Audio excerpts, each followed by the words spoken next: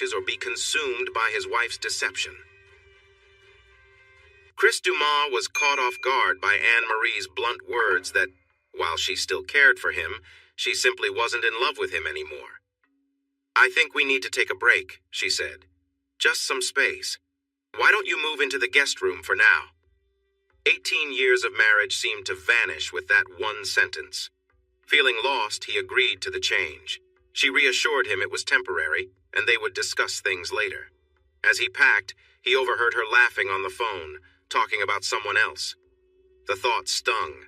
Not only was she not in love with him, but she had already found someone new. Upset, he packed his things and didn't just move to the guest room. Instead, he walked out of the house and slammed the door behind him. "I've told him before not to slam the door, but you know how men are. They never listen." Anne-Marie chuckled to her friend Vicky. "I wonder where he's going."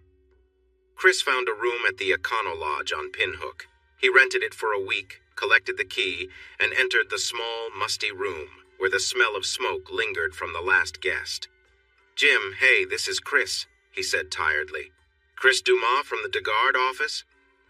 "I know who you are," Jim Miller, head of the legal department, replied with a laugh. "What's up?" Chris wondered why he had left. He had always been the one providing for their family. It was his house. She had never contributed to the mortgage. Still, he didn't like the large house they shared. With just 3 people living there, one bedroom always went unused. Anne-Marie stored her things in both that room and the guest room. They had a guest room, but he couldn't remember the last time anyone stayed over. Anne-Marie had wanted the house, and so they bought it. Maintaining the yard took a lot of effort, and Chris often felt tired afterward. He didn't want to hire someone to help. Caring for the yard would have been easier if it had been simple grass, but there were many different areas. A cluster of shrubs here, a flower patch there, and a decorative statue in the corner. This made it impossible to use a riding lawnmower, so he had to use a regular mower, which was tiring. Anne-Marie and their daughter Nicole didn't help either. They preferred activities that interested them, mostly at the country club. "Actually, Chris, this is quite something," Jim said lightly. "You pay all the bills, charge her rent until the divorce. You're going to file for a divorce, right?" Chris felt a heavy weight settle in his stomach. He had never thought about getting a divorce.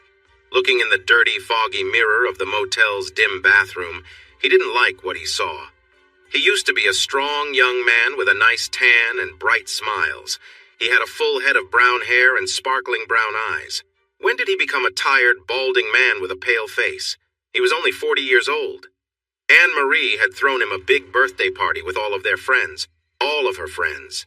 He didn't think any of those people cared about him, except for Sweet William and Sandra. He had to remind Anne-Marie to invite them. He wondered if she had been unfaithful with Mr. Pussy Eater during that time, if Mr. Pussy Eater had been at their party. He wondered if their daughter missed him, if Nicole was asking her mother where Daddy was. Probably not, he thought with a sigh. Around the time he started looking like the tired man in the mirror, she stopped looking up to him and just tolerated him. As long as he paid the car payments and insurance and the country club fees and tennis lessons, Nicole put up with him.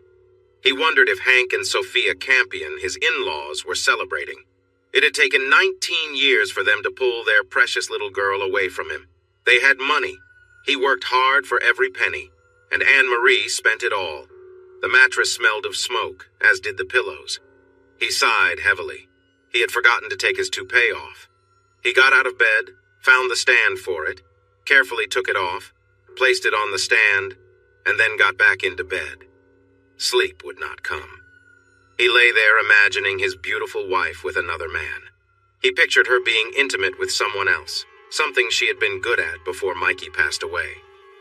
When Mikey didn't wake up that morning, it marked the start of his troubles. Anne-Marie was heartbroken when the baby didn't respond to her cries. 4-year-old Nicole stood in the doorway and cried over the loss of her baby brother. After that, they rarely connected in the same way, and Anne-Marie insisted on protection, afraid of getting pregnant again and losing another baby to SIDS. "That's when it happened," he said aloud. "That's when I got lost." He glanced at the bedside clock. 10:41. "But it changes now," he resolved. "At 10:41, I'm going to change my life." She rolled over slowly. Last night was the first time in years she had slept alone, and it felt wonderful. She had never noticed before how loudly Chris snored, how much he tossed and turned, and how rude he could be while they slept. "Where's Daddy?" Nicole asked with a frown at the breakfast table. "He's at work. Why?" Anne-Marie replied. "'Cause," Nicole stomped her foot, "I need to pay Cindy." Cindy was Nicole's tennis coach. "Well, call him at the office. I'm sure he just forgot," Anne-Marie said casually. "Oops, Mama's got an appointment. I'm running late." Waking up wasn't that hard for him. He hadn't really slept. Taking a shower in the motel's bathroom felt like a chore. The water was lukewarm and barely trickled from the rusty faucet. The cheap toiletries provided by the motel didn't help, leaving him feeling like he could use another shower. The old iron in the room didn't seem reliable, so he chose a shirt that looked decent enough and got dressed for the day ahead. Jim had told him what needed to be done, and that was going to get his full attention today. Tom Sampo. Just hearing the name sounded strong and confident. Anne-Marie smiled as Tom hit the ball straight down the fairway, over 270 yards. That's how they met. Her parents, Daddy and Mama, had wanted to play 18 holes of golf, but a group of 3 wasn't as fun. Mr. Trapani, Daddy's friend, had called last minute to say he couldn't make it.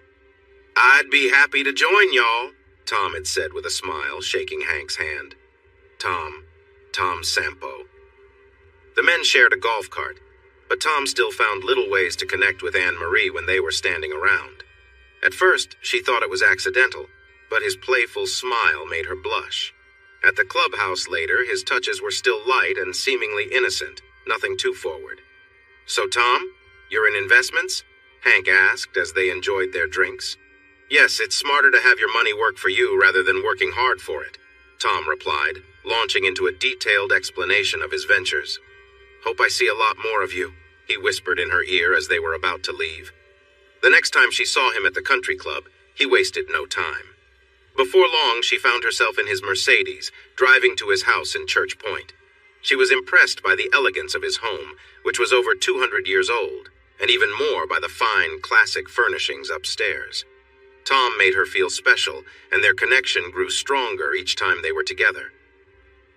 "It's been a while since I was with Chris, but you never really forget." She felt a bit guilty when she saw Nicole's car at the club, but that feeling faded away when Tom whispered sweet words in her ear. Most of the men at the West Bayou Country Club respected her marriage and kept their distance. Others held back because she was Hank Campion's daughter. When she asked Tom about it, he just shrugged and gave his charming smile. "I saw something I liked," he said. "When I see something I want, I go for it and don't stop until I get it." Again, she felt a twinge of guilt as she glanced at her tired husband across the dinner table. She had never cheated on him before. Sure, she had felt tempted, but she never acted on it. That guilt eased a little as she listened to her husband complain about his tough job, the bills, and how the yard needed more care. Chris smiled tiredly as Sandra dropped off another cup of coffee. "Too much coffee isn't good for you," she murmured. "How would you know? You don't have one," he joked, using his usual reply. "I did before my operation," she teased and left. Chris took a few more moments to finish canceling the last of his credit cards. "It's rough, but since you're the only one working, she still gets half of everything," Jim had said. The country club hesitated until Chris reminded them who his father-in-law was, Hank Campion. Then they agreed to refund the rest of his dues. "That little troublemaker," Hank fumed when Tim Vallot, the country club president, called to inform him about the cancellation. "I'm sure Mrs. Dumas and Nicole will want to keep their memberships," Tim suggested. "Yeah, just call Anne-Marie," Hank replied. Anne-Marie was embarrassed when the manager called her cell phone right in front of Tom. The waitress served their drinks, and Tom smiled at her, signing the bill. "Sweetheart, I just need to call him to sort something out," she said casually, and pressed Chris's office on speed dial. "Did you really cancel our membership?" she whispered, turning slightly away from Tom. "Didn't see a point in keeping it," he said casually. "I don't use it, so why should I pay? If you want to use it, you pay for it or ask your dad to." "But what about Nicole?" she asked, barely containing her frustration. "Hey, you know what? She's a student. She can use your membership." "You will regret this," she said into the phone, even more upset when he laughed and hung up. Sandra peeked into the office when she heard Chris sobbing. Softly, she walked in and placed her hand on his trembling shoulder, embracing him as he held onto her waist and cried. "Hey, is everything okay?" Tom asked, noticing the worried look on Anne-Marie's face at the registration table. "I'm sorry, Mrs. Dumas," the older woman replied politely as her American Express card was declined. "I don't get it," Anne-Marie said, confused. "Just put her and your daughter Nicole on my application," Tom generously offered. "Wait, I also need to pay Cindy," Anne-Marie said, realizing the extra cost. "Can I write you a check for her fees?" "Yes, ma'am," the older woman replied cautiously, "but there will be a $35 fee for any bounced checks." "We have enough money in the account," Anne-Marie said tightly. However, the account balance was significantly lower than it had been the night before. The certificates of deposit were only in his name, with Anne-Marie listed as a beneficiary, so changing Nicole's name for Anne-Marie's on those was straightforward. "I'm sorry," the manager said with a tight smile as Chris finished processing the transactions.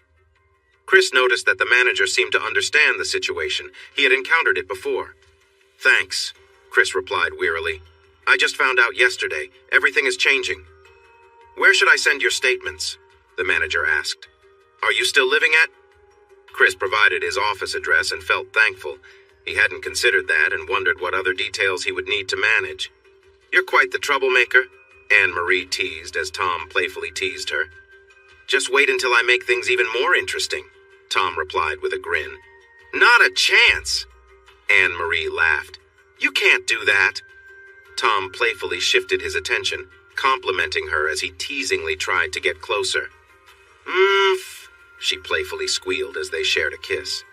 "Yes, I'll make it exciting for both of us," Tom promised as the moment became more intense. Anne-Marie hesitated for a moment, realizing she hadn't prepared for any consequences, but then laughed through the tension, thinking it would be surprising for Chris if things changed. "You don't look so good, boss," Sweet William said, poking his head into Chris's office. "I mean more than you usually do." "Yeah, well, I found out my marriage is over," Chris said.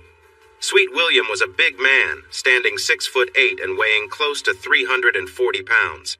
He looked tough, but he was really a kind and loyal friend.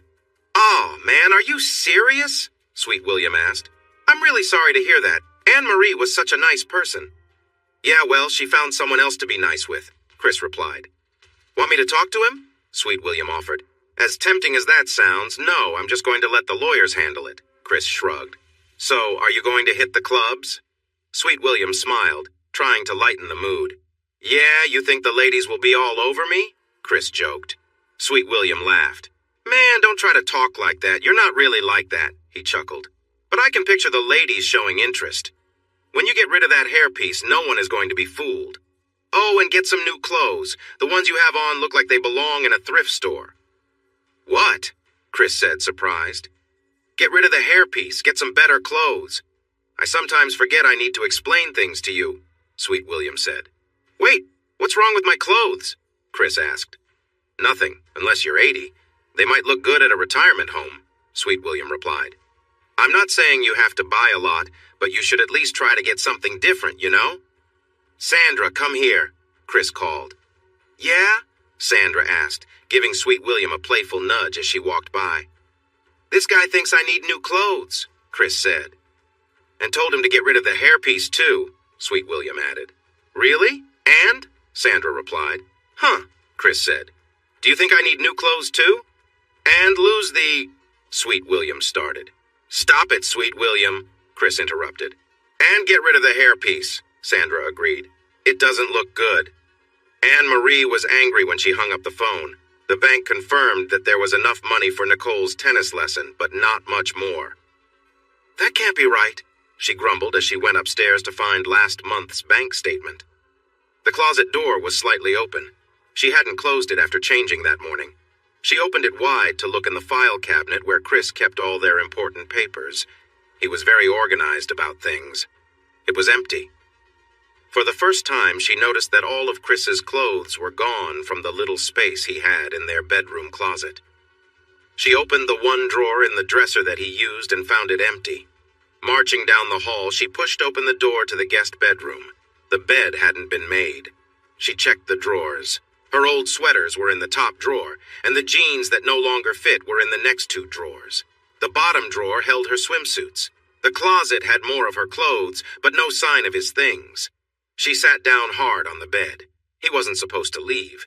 He just needed to step out of their bedroom so she wouldn't feel guilty when she saw him. After a while, she got up and went downstairs. She found her cell phone in her purse. She almost laughed at how much her hands were shaking. "Chris, I hope you're sitting down," Jim said sadly. "Yeah, sitting is all I do," Chris replied, trying to lift the mood. "We got pictures and his address. He's renting a place in Church Point," Jim said quietly. They weren't trying to hide it. Lynn said it was the easiest job she ever did. They looked like they were posing. "Well, we knew that much already, right?" Chris asked. "Yeah, but the judge will want proof, not just what you heard," Jim said. "Then file already," Chris said. "I can file, but I can't represent you. Louisiana is different, and I don't have a license there," Jim explained. "I'll send you a list of lawyers. 3 of them are in Lafayette. Jennifer Lacombe is the best, but she can be tough." "Thanks," Chris said. Just then, the inside line rang, bypassing Sandra. "Chris, honey?" Anne-Marie asked. "Yes, Anne-Marie, honey," Chris replied, trying to keep his voice steady. Anger was building up inside him. They hadn't even bothered to be discreet about the affair. If he had to guess, he'd say it was happening at the country club, and right in front of their daughter. Anne-Marie sensed his anger. "He knows," she thought. Honey, I thought you were going to, sleep in the guest bedroom until we could talk?" she asked. "No, but why not have your boyfriend move in?" Chris suggested. "I'm sure he would love the guest room." "Boyfriend?" Anne-Marie laughed nervously. "What boyfriend?" "The one we have pictures of, you two together," Chris said, lying since he hadn't seen any pictures. "Oh, and there's a nice shot of him being close to you. You seem to enjoy that." She hung up the phone, feeling tears start to form. Sweet William had suggested that Chris begin walking. "It's a mile to Highway 19 and back," Sweet William said. "I bet I can run there and back before you even leave the parking lot." "I'm not a betting man, especially when I know I'd lose," Chris laughed. Sweet William had scoffed when Chris asked about joining a local gym in DeGard or Lafayette. "Yeah, it's a good place if you're looking for trouble," Sweet William said. "All those people out there just want to help you out." "Oh, so what am I supposed to do?" Chris asked. "First, do 1 push-up tomorrow morning, then 1 sit-up, 1 crunch, and 1 squat," Sweet William said. "1? I can do at least," Chris said. "Then the next day do 2. 2 push-ups, 2 sit-ups, 2 crunches, and 2 squats," Sweet William explained. "Then move on to 3, 4, and keep going until you reach 100 each, got it?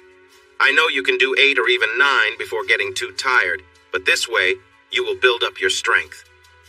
"Not only are you kind of funny-looking, but you're also smart," Chris replied. "Yep, I'm heading back to work tomorrow, but I'll make sure Sandra watches out for you so you don't slack off," Sweet William said with a smile, shaking Chris's hand. "I don't want to hear any excuses like, 'I can't do this today.'"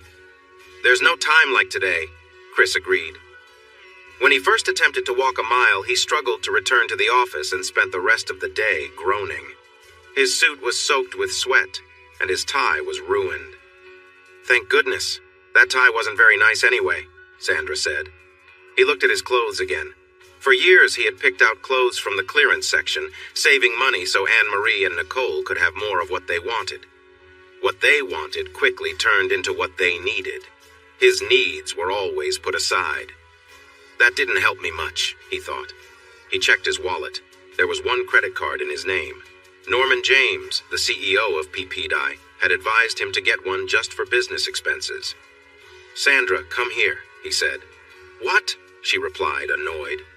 "You're taking me shopping," he instructed. "For me?" she asked playfully. "How exciting." "No, for me," he said, struggling to get to his feet. "Oh, that's no fun," Sandra teased. "Not meant to be," Chris said, grimacing as he moved. "Where's Daddy?" Nicole asked. Anne-Marie looked up from her meal and stared at Nicole. Chris had been away for 4 days now, and other than asking about a sports fee, Nicole hadn't mentioned him at all. Anne-Marie had hoped Nicole wouldn't notice his absence, and if she did, wouldn't ask. Anne-Marie searched for the right thing to say. "Because I need to get my racket fixed," Nicole continued. Oh, for goodness sake, just use mine, Anne-Marie snapped. She was relieved that Nicole didn't seem to care where her father was, only where his wallet was, and felt frustrated that the girl didn't seem to care about his absence. Yeah, right, Mom. Yours is even worse than mine, Nicole scoffed. Anyway, I already took it to Red's. They're working on it now. Fine, I'll call Daddy, Anne-Marie sighed. Why? He'll be home soon, right? Nicole asked, glancing at the clock. Jambalaya's his favorite, right? Anne-Marie glanced down at the plate. Jambalaya was Chris's favorite, though she hadn't thought of that when she started making it. She had been in a rush, realizing she was running late, and decided to cook something quick and easy. No, Nicole, Daddy's not coming home tonight, Anne-Marie said quietly. Oh, Nicole shrugged and continued eating. Come on, Sandra, be serious, Chris said with a grin when she held up a lime green pullover shirt. Not for work, silly, but look, Sandra said, holding it up in front of him. It brings out the brown in your eyes and hides some of that gray in your hair. Your wife's right, the salesperson chimed in with a smile. She's not my... Chris began, but Sandra kept going. And you can wear this with jeans or khakis. What do you wear when you're not at work?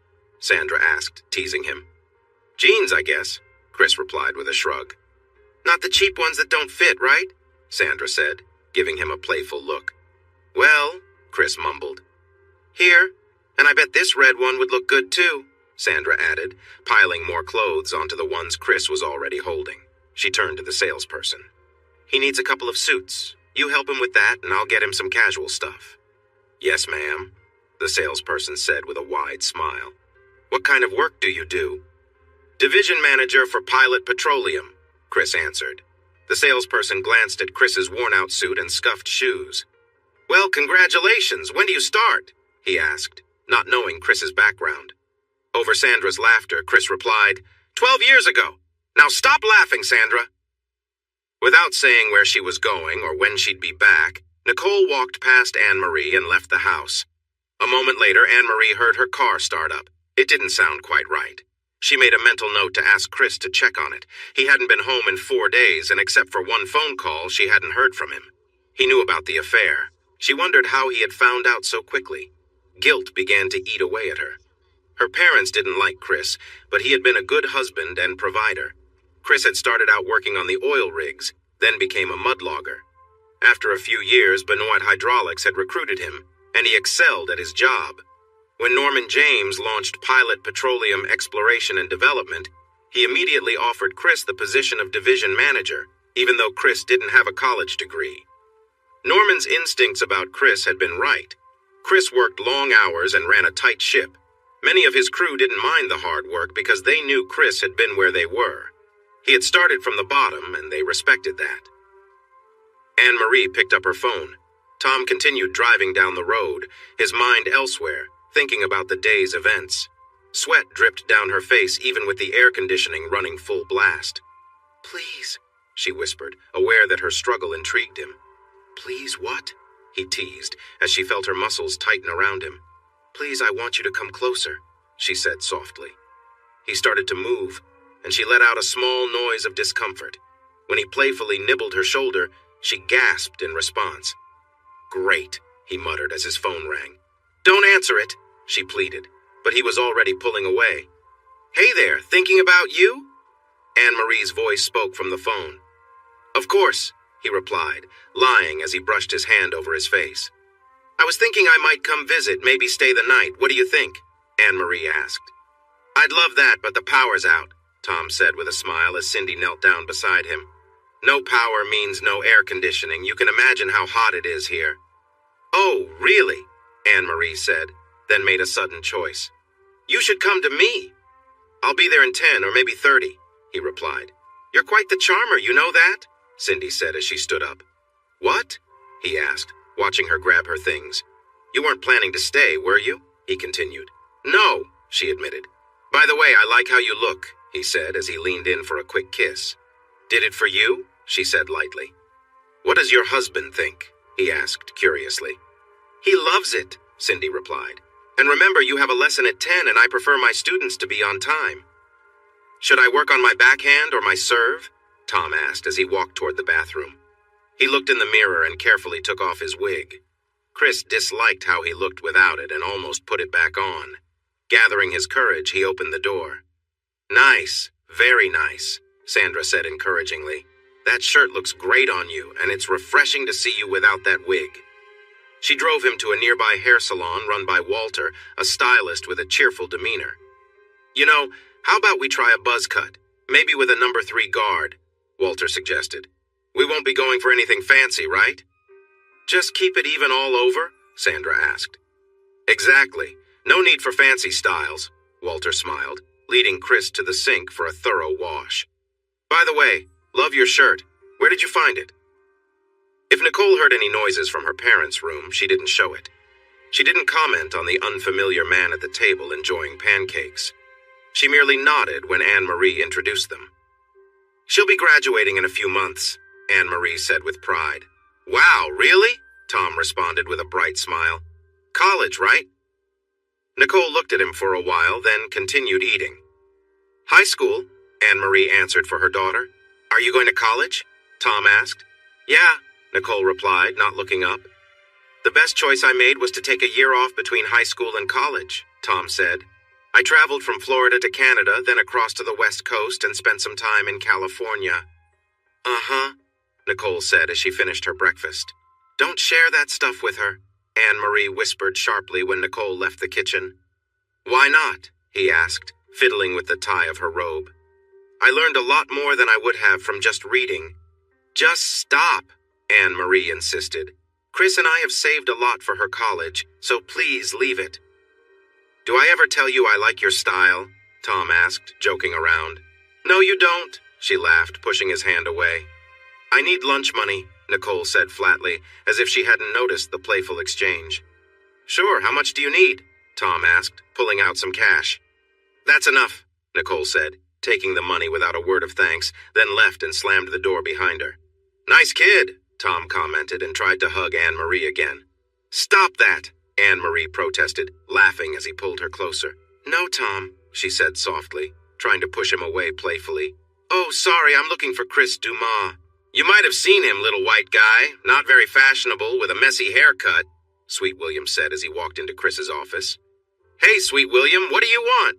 Chris grinned. "Oh no, I see someone is trying to dress better," Sweet William said, reaching out for a handshake. "I can't believe I'm saying this, but you're right," Chris chuckled, shaking hands with the larger man. "I heard that," Sweet William laughed. "Man, you're looking sharp." "Thanks, Sweet William," Chris replied gratefully. "So, are you dating anyone?" Sweet William asked as he settled into a chair. "Not really focused on that," Chris said. "I can't believe Anne-Marie would do this to me." "I get it," Sweet William agreed. "Sandra mentioned you're going to the lawyer today. Want me to come along?" "What, so I can say you're my assistant?" Chris joked. "You couldn't handle me as your assistant," Sweet William laughed. "But I'd really be the best you've ever had, do you get that?" "I can believe it," Chris chuckled. "Willie, would you like some coffee?" Sandra asked as she set a cup down in front of Chris. "No, but thanks anyway," Sweet William replied with a smile. "You know, sitting down like this, I'm almost at your eye level," Sandra said with a grin. "Thanks, Sweet.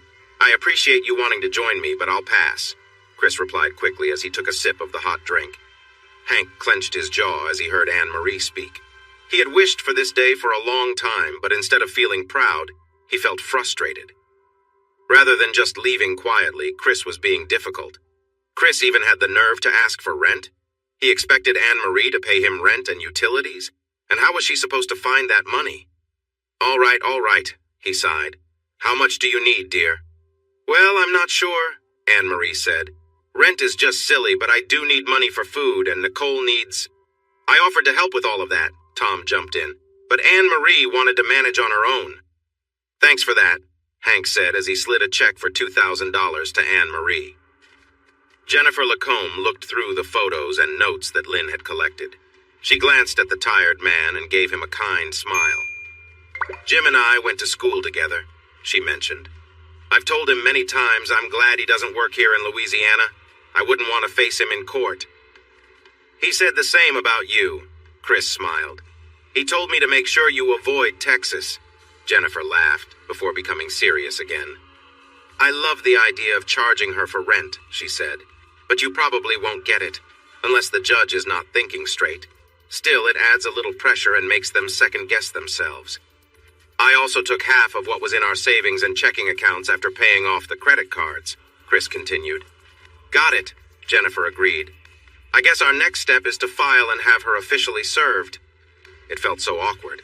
A man came to the door, asked for her, and then handed her a stack of papers. You've been served, he simply stated before leaving. Nicole and Tom were there, watching her.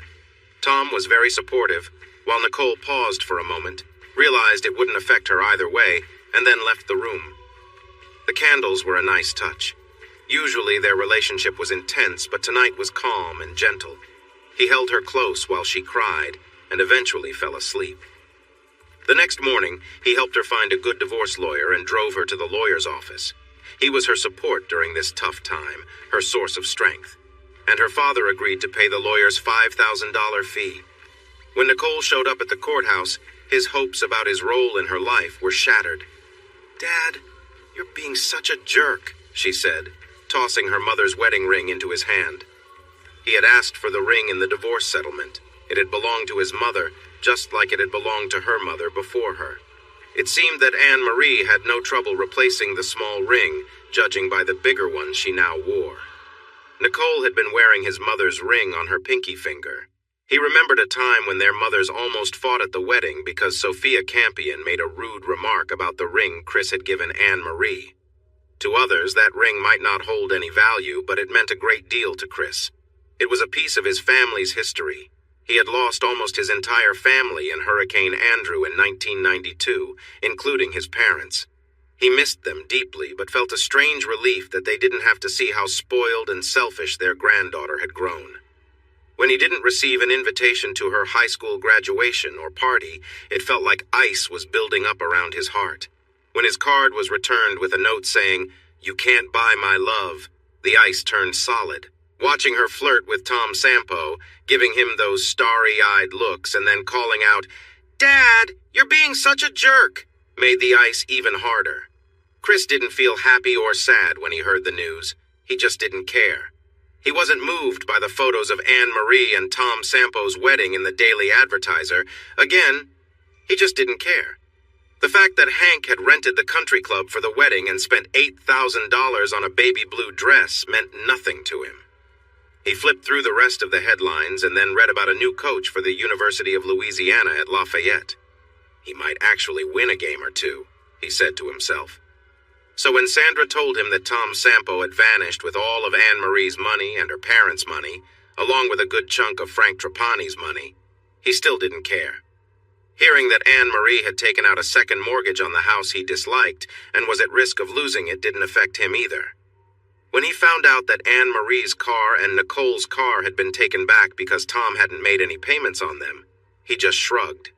It felt to him like hearing someone say they had stepped on a couple of bugs. It didn't matter at all to him. The fact that Tom had left Anne-Marie when she was 8 months pregnant didn't even make him feel any happiness. "Huh," was all he said before going back to looking at the documents that Justin James had sent him. "I'm sorry, sir," the gate attendant said with a nervous smile. "This ticket is not valid." "I'll go to the counter to fix this." Tom smiled at Cindy and gave her a playful pat. "I'll be right back." "Please hurry," she said. "They board in 10 minutes. "Don't worry," he said with a smile as he walked away. "Idiot," he chuckled to himself as he went to Gate 12C to catch his flight to France. Tom didn't think about the tennis instructor or the baby she was expecting as he settled into the comfortable seat in first class. He didn't think about Anne-Marie or her daughter Nicole, even though he had told the 18-year-old girl that he married her mother just to be near her. He didn't think about Hank Campion either, who had asked him to call him Dad. He flashed a charming smile at the flight attendant and asked in smooth French when they would serve drinks. Sophia had a serious stroke after Hank revealed that Tom Sampo had been tricking them and had taken away their savings. Any money Hank had saved was now going to the growing hospital bills. Once she was stable, Sophia was moved to UMC, the charity hospital in Lafayette. "Chris," Anne-Marie whispered to her father while they waited in the hallway of the hospital. "Chris might be able to help." "You've got to be joking," Hank responded sharply. "Why would he help us now after everything we've done?" "He's still Nicole's father," Anne-Marie said. "Could you go see him? I'm too embarrassed. Huh, I never thought of that, Chris said when Sherry Lambert pointed out a fourplex on the edge of DeGard in Bender, Louisiana. He quickly grew tired of the Econo Lodge and rented a loft apartment behind the office depot on Johnson Street. Sandra asked him why he wanted to live in Lafayette when his work was in DeGard. Sherry Lambert and her husband lived next to Sandra and her husband Jimmy. Our kids play and argue together. In fact, Paula says she wants to marry little Jimmy. Sandra laughed. Anyway, Sherry is trying to become a real estate agent. Chris instructed her to choose a job and stick to it, but he couldn't provide guidance, so he suggested she give him a call. An overweight woman entered Chris's office, took a seat, and asked him what he needed. My needs are pretty simple, he said, glancing as she shifted in her chair. Despite carrying nearly 100 extra pounds, Sherry Lambert was a charming woman. He offered her an encouraging smile, and she responded with a playful grin. I have a feeling we will work well together, she said confidently. The first house they visited was vacant. Scanduro Realtors had marked it for sale. 2 bedrooms and 2 full bathrooms, Sherry pointed out. It has a gas stove in the kitchen. A comment from Anne-Marie had shocked him and made him realize his wife was unfaithful. That pushed him to grab the phone book and look up escort services. Camille arrived 2 hours later and knocked on the door of the motel room. What are you looking for? She asked sweetly while adjusting her shirt. I want to learn how to please a woman properly, he admitted without hesitation. Camille was taken aback. Most of her clients had different interests. Okay, she replied, then explained her different services and what they cost. So, $200 for that? Chris inquired. Yes, but I can do something special for you, Camille offered. No, not really, Chris said. How about $100? She suggested, trying to make a deal. Chris shook his head, insisting he wanted to learn. I want to do this right. I won't learn if you act like I am, he explained, a bit frustrated. Got it, Camille acknowledged. She spent the next couple of hours showing him how to please her. You want to practice? Try using a lifesaver and put your tongue into the little hole, she advised before taking her payment. The following night, Chris called another service and they sent a woman named Tony. Are you serious? She asked, looking skeptical when Chris explained he wanted to learn how to please her correctly. Thanks to Camille's guidance, Tony left his motel room smiling. Yeah, I enjoy this, Chris said, feeling confident. Chris and Sherry were having a conversation while they checked out an apartment. Sherry mentioned her husband with a laugh, but the focus soon shifted back to their current task, looking at the space Chris was interested in. This place is nice, Sherry said, glancing around the efficiency apartment. You could easily rent out the upstairs and downstairs, and the tenants would cover your mortgage. Chris smiled. I like things simple. I think I'll just stay down here and rent out the other units. You said 2 are already rented? The room itself was quite spacious, about 16 by 16 feet. A small kitchen sat in one corner, equipped with a table, a refrigerator, and a stove. The window over the sink faced the parking lot, and the bathroom was close by. There was even a closet under the stairs, which also housed the air conditioning unit for both floors. Sherry adjusted the blinds and turned to Chris with a playful smile.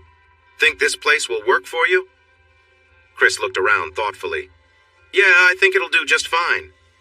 Later, Chris confided in Sandra about his concerns. Sherry's married and it just feels off. Sandra, knowing Sherry's situation, shook her head. I'm not surprised. Sherry's husband, Ronnie, doesn't seem to mind much of anything. He just goes along with whatever she says. Sandra had heard from Sherry that she found Chris to be a good guy and was enjoying helping him find a new place to live. However, the tension of the situation was not lost on any of them. The focus remained on the apartment and the decisions Chris needed to make about his new living arrangements. Despite the distractions, his main priority was securing a comfortable home for himself while navigating the complexities of the relationships around him. I didn't know you could do something like that so well. You should spend more time doing it in a different way. Come on, that's not true, Chris laughed. I actually hope I end up pregnant. It's about time Ronnie helped more around the house, Sherry giggled when Chris asked her about being careful. Don't get comfy, you're not sticking around, Chris said when Hank Campion walked into his office. Well, listen, Chris, Hank stammered. It was hard for him to come face to face with someone he had disliked for so long, and Chris's blunt words caught him off guard. "What do you want, Hank?" Chris sighed and glanced at the ledger on his screen. "Well, you know Sophia had a stroke and is stuck in bed," Hank said, hesitating. Chris's steady gaze made Hank feel even more uncomfortable. "And?" Chris asked after a long pause. "And we've hit a rough patch. She's at the UMC, and you know Sophia would prefer anything over being there," Hank said nervously. Chris sighed again. "Hank, I hope you aren't here to ask for money," Chris replied, looking back at the screen. "Remember, Anne-Marie already took half." "Yeah, well, she and Nicole," Hank mumbled. "That's not my issue," Chris said, typing away. "They're both grown up." "I don't know why I even came here," Hank said angrily. "Neither do I," Chris agreed. "I was nothing to you when I was with your daughter, and I'd bet if I had asked you for anything, you'd have laughed me off." Hank muttered insults as he left Chris's office. Chris wondered if Hank had started drinking again. He seemed a bit off. Chris shrugged and finished his work, saved it, then started to loosen his tie. "Is that your father-in-law?" Sandra asked from the doorway as Chris got ready for his noon jog. "No, he's nobody important," Chris replied, stretching. Sandra watched, somewhat amused. He had really lost weight and toned up well. Even with the bulky outfit, she noticed his strong arms and chest. His stomach had slimmed down, too. Playfully, she gave him a light tap as he walked by. He surprised her by playfully tapping her back. "By the way, Sherry sends her regards," Sandra said. "Really? How is she doing with insurance, right?" Chris smiled as he reached the reception area door. "Yeah, I think she might actually do pretty well with it," Sandra agreed as she settled back at the front desk. "That's great. Tell her I said hi," Chris replied as he opened the door, bracing himself against the cold February wind. Sophia passed away that afternoon, as if aware she was causing trouble for her husband, daughter, and granddaughter. "I hope you're happy now," Hank cried over the phone. "Sophia died this afternoon." "To be happy, Hank, I'd need to care about her," Chris said flatly. "But thanks for letting me know." Hank was shocked by Chris's cold response. Anne-Marie was taken aback when Hank finally managed to repeat what Chris had said. "That doesn't sound like him at all," she gasped. "Are you sure that's what he said?" Her mother's death felt like just another loss. When she fell in love with Tom, she believed they were building a beautiful life together. Chris had been a good husband and provider, but things had become less exciting lately. She managed to trade her old Lincoln Continental for a lovely Lexus. Tom took care of all the paperwork while she and Nicole browsed for a smaller car for Nicole.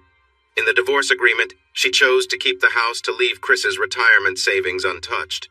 Jewelry, fancy watches, and designer clothes were handled by Tom. Then there was the 2-week cruise.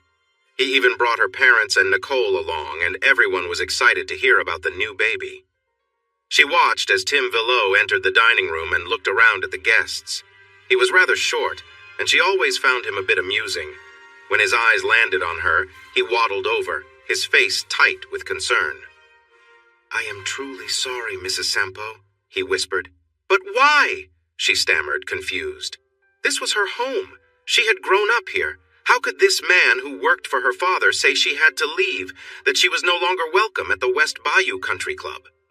Cindy's earlier message about canceling Nicole's lessons started to make more sense. Cindy had seemed flustered while saying she was canceling Nicole's lessons, not just one lesson. Tom didn't answer his cell phone, and when she called his office, there was just a mechanical message saying it was temporarily out of service or disconnected. Then her cell phone rang and she felt relief. Tom could help her fix this, but instead, it was Nicole. She was upset with Nicole. She had chosen to take Tom's advice and live a little before heading to college. So far, Nicole thought her idea of living life was to lounge around the house all day in very short or tight clothes and pose in front of her new stepfather. "My car is gone!" Nicole cried out. "What?" Anne-Marie yelled back. "Are you sure? Where are you?" "What happened?" "I went in to buy some new shoes. Mine were looking bad. When I came back, it was gone." Nicole was now in tears.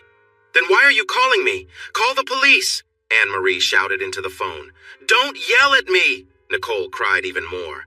Anne-Marie found out where Nicole was, told her to call the police, and said she would be there as soon as possible. "Come on, Tom, please answer," Anne-Marie whispered into the phone. But again, she got his annoying voicemail. When the police arrived, Anne-Marie frowned. Nicole was wearing the shorts she had asked the girl to throw away. They were inappropriate. The police officer was trying not to stare, as Nicole's top was too small, too. "Yes, ma'am. It seems Giles took it back," another officer said. "Took it back? What?" Anne-Marie gasped in disbelief. "Are you sure?" "Yes, ma'am. We checked the vehicle identification number, and that's when they told us it was on their lot," Officer Ray Holloway explained. "This is absurd," Anne-Marie said, pulling Nicole into the car. "Nicole, why are you dressed like that?" Anne-Marie said sharply as they drove to the car lot. "What?" Nicole shouted back. "I was just going to get shoes. I didn't think I needed to dress up." "Thank you, Mrs. Sampo. I see you got my message." John Hargroder smiled as Anne-Marie rushed into the sales office, Nicole following her. "Thank you for bringing your car in. I hope you took your things out of it?" Anne-Marie had to sit down. John was polite to both of them, but showed no sympathy. A quick look at her bank account revealed she didn't have enough to pay the back rent. "But that can't be," Anne-Marie said, looking pale. "We just did a second mortgage, and this is absurd. Let me talk to someone." The manager was very sorry, but there was nothing he could do. Tom Sampo and his wife had closed all accounts that very morning. "His wife?" Anne-Marie exclaimed over the phone. "But I'm his wife." "I'm really sorry, ma'am, but I can't help you," the manager replied. "The accounts were only in his name or yours, if they were both in your name." As a last option, she paused for a moment and remembered that Nicole didn't seem to have any plans to use her college fund. She and Chris had carefully planned and put almost every extra penny into the college fund. When Mikey was born, Chris had asked for a raise at work, and he put every bit of that extra money into a college fund for his child. After Mikey passed away, $200 from that fund was moved to Nicole's account. Now, that account had nearly $29,000 in it. Chris was very careful with money and often made sacrifices to ensure a secure future for his child. The manager showed understanding, but Nicole had taken that money out with Tom's help last month. Nicole felt small under her mother's anger. "So that's it," Anne-Marie said softly as she put down the phone. Everything seemed to be falling apart. Her mother's passing felt like just another piece in a long line of troubles. The funeral for Sophia was a respectful event, fitting for someone with her reputation. Thankfully, Hank and Sophia had already arranged for their funeral expenses, and Tom hadn't managed to get either of their life insurance policies. Anne-Marie touched the flowers. Chris was kind to send something like that. Chris ignored the thank you note Hank sent for the flowers he hadn't actually sent. Chris thought Hank was trying, though not very well, to make him feel guilty. He remembered the simple floral arrangement that Hank and Sophia had sent to his parents' funeral. Hank was wealthy and could have provided many beautiful flowers, but instead sent something very plain. Chris had held back his frustration and sent a thank you note. He didn't expect a reply, and none came. He tossed Hank's note into the trash and continued to go through the mail that Sandra had left on his desk. Nicole felt relieved. Her period had started. In the beginning, when she and Tom were together, he always used protection. "You know what?" he whispered to her. "I hope your mother finds out about us." She felt a thrill at the thought of her mom discovering them. But now she understood Tom didn't truly care for her or her mother. He had only used them. She tidied herself up and left the bathroom. Her mother looked tired and worn out. Anne-Marie glanced at Nicole as she entered the room and tried to smile. Then, suddenly, she gasped in pain. Father and daughter offered comfort to Anne-Marie as they drove to the hospital. UMC was the hospital where her mother had passed away. She had hoped to give birth at Women's and Children's Hospital, the same place where Nicole and Mikey arrived into the world, and Tom had promised to take her there. But when he left her, after his lies became clear, she decided to sell the jewelry he had given her. The 2.5-carat ring turned out to be just glass. The metal wasn't even real gold. She found out when she brought it to the jeweler who had provided the box it came in. "Yes, we sell those boxes often," the man said with a kind smile. "But that ring isn't ours. It's not genuine gold." "But it didn't leave marks on my finger," she argued. He raised an eyebrow and pointed to the signs of clear nail polish. Sophia Marie Campion was a lovely little girl, weighing 6 pounds, 9 ounces. As she grew, she would inherit her father's charming smile. Chris waited in line at the after-hours registration at the University of Louisiana at DeGard. It was clear many were interested in learning to cook real Cajun meals. He already knew many basics, thanks to years of watching his mother cook. But there were some dishes he hadn't tasted since she passed away. Plus, it was a good chance to meet new people. It had been some time since Sherry had come by. She was facing some issues with her pregnancy, so she couldn't move around much. Considering the attention he was getting, finding someone else to spend time with wouldn't be hard. His eyes fell on another table that had no one at it. A poorly handwritten sign taped to the wall read, "Motorcycle Maintenance." As a kid, he had dreamed of owning a motorcycle. His cousin Terry had one, but Terry had been careless and lost his life in an accident while trying to outrun a truck. His parents used that chance to say no to a motorcycle for him. Later, marriage and being a parent prevented him from ever getting one, and the thought had faded away. While he was looking at the few brochures on the table, a young woman approached and sat down behind it. She wore fitted blue jeans tucked into boots and a leather vest. Chris noticed a gold chain that hung between her breasts, but didn't see any necklace. She grimaced at him as he glanced her way. "Unless you can do what my girlfriend can, you should leave, old man," she said sharply. "Do I need to do that to learn motorcycle maintenance?" Chris replied, unaffected by her attitude. "Oh no, I'm sorry. I'm just so used to older people trying to hit on me," she said quickly, trying to grab the sign-up sheet. "Well, maybe don't show off if you're not interested," Chris suggested, glancing at the brochure. "I can wear whatever I want," she shot back. "Sure, but it's easy to think there's a reason to notice if there's a big sign up," he replied. "Anyway, what kind of bike do you have?" she asked, remembering why they were talking. "I don't have one right now," he admitted. "It'll be tough to learn how to care for it if you don't have it yet," she teased. "But I'm looking," he said. "Oh, my husband has one he's trying to sell. Want to check it out?" she offered. The motorcycle started with a roar, and April smiled as he climbed on behind her. At 5 feet 2 inches, she just managed to hold the bike upright, but she did and kicked it into gear. "Be careful with your hands," she warned as he wrapped his arms around her. The motorcycle was a 1949 Indian Chief, full of power. Chris noticed a very heavy man rolling his wheelchair over to where they stood. "Now that's a piece of American history," the bearded man said, pointing to the motorcycle. "What's your price?" Chris asked. $15,000, the man replied, lovingly touching the handle of the throttle. "Does it run?" Chris asked. "Nope, but it has all the original parts. Well, except for the seat and the rubber," the man said, pointing to a box in the corner of the garage. $12,500 cash, Chris offered. "Okay, fine," the man said, then smiled sadly. "If I hadn't broken my neck, you'd have a harder time getting this bike no matter the price." "How did you break your neck?" Chris asked. "I was deer hunting and fell from the deer stand, landed on my head," the man explained. "Wow, that's tough," Chris said. The man looked at Chris, nodding in thanks for recognizing his situation. "Yeah, things happen," the man said and shrugged. "Thank goodness I have this lady looking after me." "Hey, stop calling me that," April replied, but her tone was light. "So what does your husband think of you and your girlfriend?" Chris asked when April led him back to his plain company car. "No girlfriend. I just say that to keep annoying guys away," she said honestly. "Right, so maybe I'm trying to weasel my way in?" Chris smiled as he unlocked his car door. "You can try," April said, eyeing him from head to toe. "Don't think you'll get far, but you can try. Class is at 7:30, Tuesdays and Thursdays until 9:30. Do you remember how to find my trailer?" "Yep," Chris said with a grin as he got into his car. "Thank you." Anne-Marie's cheerful voice came through the phone. "That was so nice of you." Chris was surprised when the office line rang. Very few people had that number. He answered the phone quickly because it could be important. "What is it?" he asked. "I don't get what you're saying." "The brush and comb set came in that nice silver box," Anne-Marie exclaimed. "Anne-Marie, I have no idea what you're talking about," Chris replied. "I would never send you anything. Please don't ever call me again. Got it?"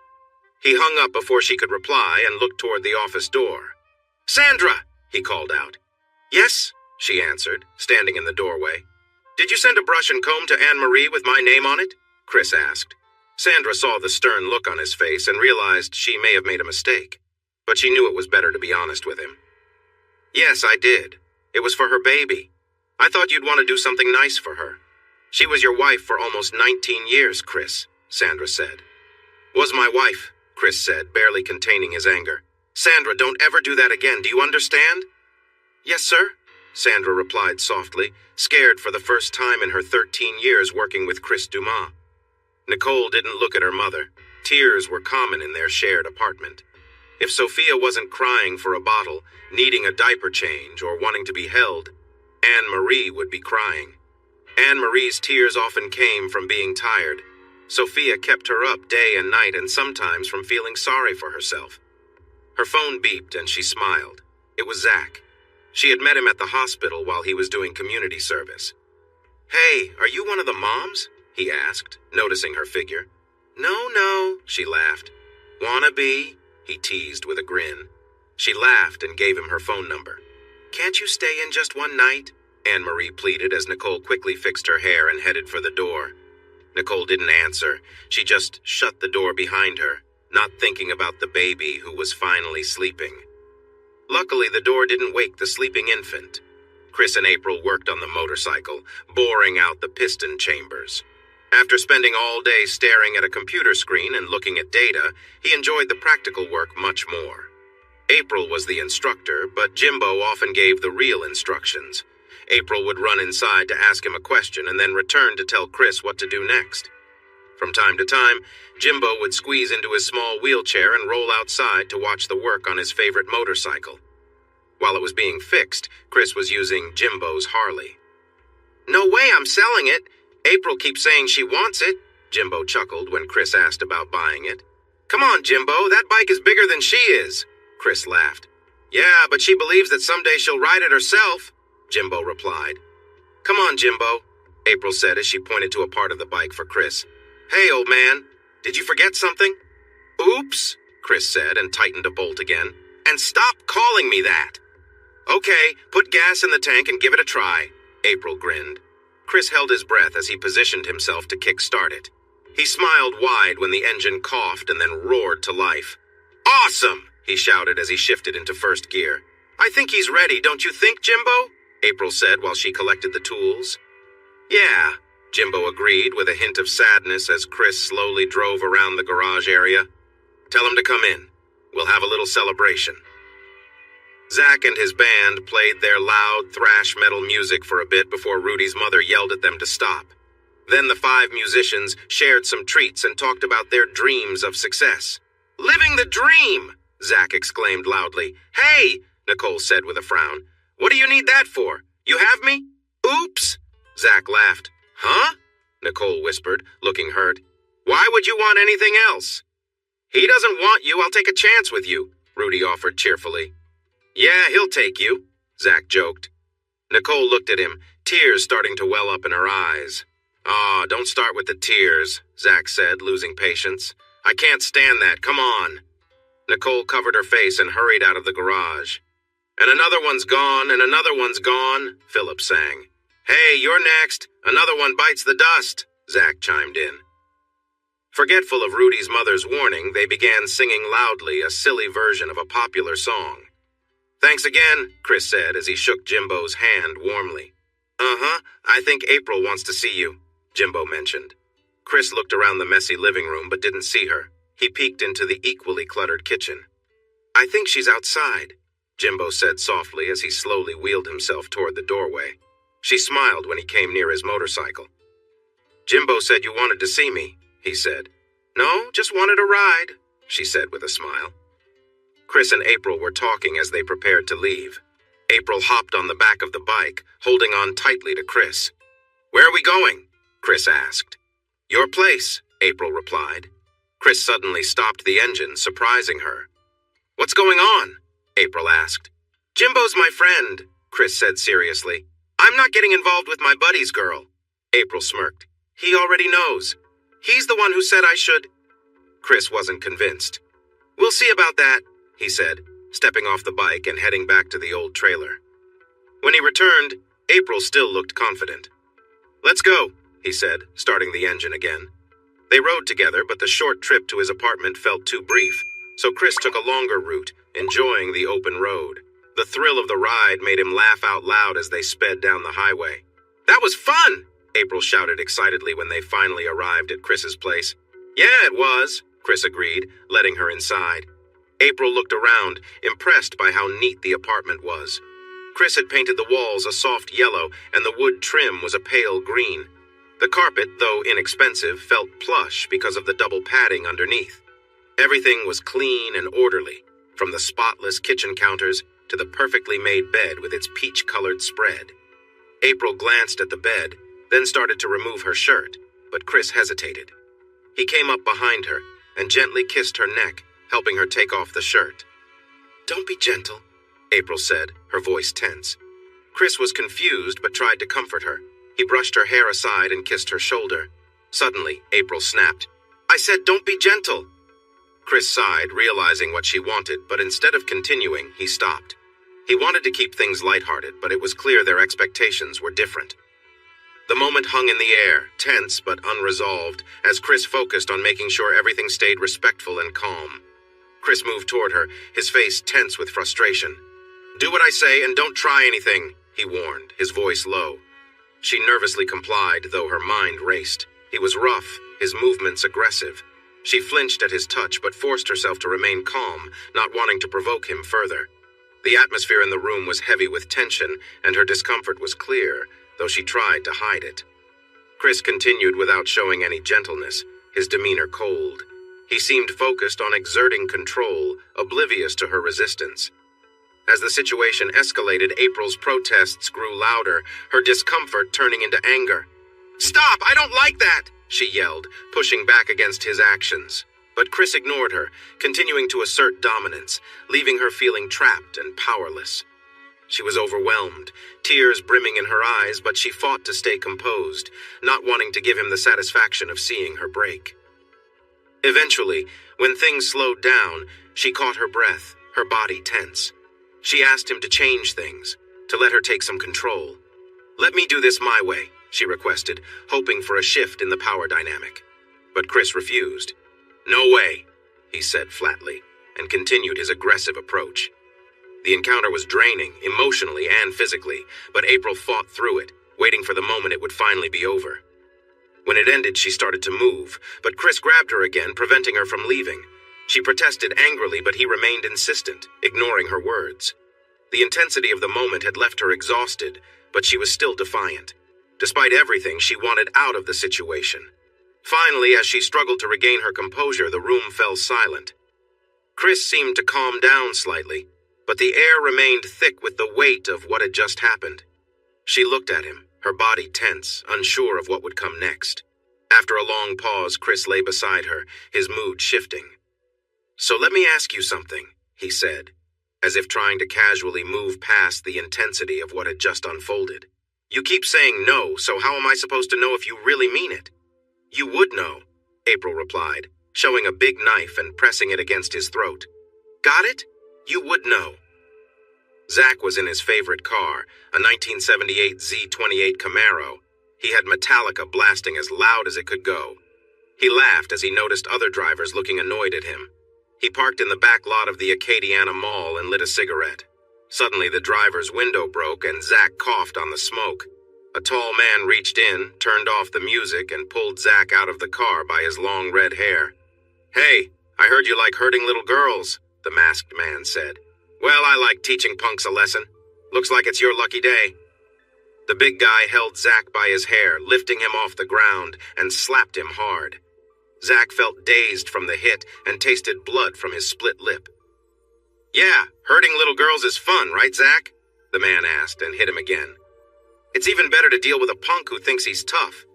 How do you like it now? You enjoying this?" Zach started crying as the man slapped him 2 more times before letting him drop onto the asphalt. "So, which hand do you use when you show them who's in charge?" the man asked, opening Zach's car door. "I bet it's your right hand, isn't it?" Zach screamed in pain as the man slammed his hand in the car door. "And don't blast that nonsense music anymore, it gave me a headache," the man said as he walked away. "Next time, play something good, like Aretha Franklin or Roberta Flack." When Zach reported this to the police, they didn't seem very caring. He had a few bad encounters with them over the years, plus, it sounded hard to believe that a masked man just started hitting him out of nowhere. They could also smell smoke coming from his car, but assured him they would check it out. The officer gave Zach a form for his insurance. "What's your deductible?" the officer asked. "1,000, Zach replied. "Why? I'm legal, man." "Then I wouldn't call them if I were you," the officer suggested. "That window won't cost $1,000 and they'll just raise your insurance." "Ugh, come on!" Zach shouted, slamming his hand on the roof of the car. The police officer shook his head and got into his patrol car, watching as Zach hopped around, holding his injured hand. Chris felt very stressed when he was asked to come to the Lafayette Sheriff's Office for some routine questions. "I don't even know any Zach Wrights," he protested. "Zach Wright, your daughter's boyfriend?" the officer asked, not believing Chris. "I haven't seen her in almost a year," Chris replied. "I didn't even know she was seeing anyone. She's an adult now." The last question had nothing to do with Zach Wright. "So, where did you get that bike?" the officer asked. "I'd love to have one like that." "That, my friend, is a piece of American history," Chris smiled. "I rebuilt it myself, using all the original parts." "That's amazing," the officer said, looking at the bike with envy as Chris kicked it to start. "Do you think you could help out around here for once?" Anne-Marie shouted at Nicole. "Mom, I think I might be pregnant," Nicole said, starting to cry. "Oh, no!" Anne-Marie shouted. "That's just great!" Mother and daughter sat at the small kitchen table and made their plans. They didn't even talk about abortion. It was not an option for them. In the end, they decided Nicole would stay home to take care of her sister, while Anne-Marie looked for a job. Mr. Trapani, Hank's old friend, had mentioned that Anne-Marie would be great for the receptionist position. "And I mean really take care of her," Anne-Marie said firmly. "I don't just mean giving her a bottle and walking away. You have to be there for her." Okay, Nicole said, sounding upset. "Hello?" Chris said, trying to keep his frustration in check. It had been a tough day. First, the neighbor in apartment 4 told him he was moving out at the end of the month to an assisted living facility near his daughter in Jackson, Mississippi. Then, as he had on other days, he thought he saw April on her BMW, but she was gone when he looked. After that, he was asked to come to the Lafayette Sheriff's Office, where they reminded him of a daughter he had tried to forget. There was also a lot of work that David, his vice president, had left undone, and Norman James wanted it finished by the end of the day.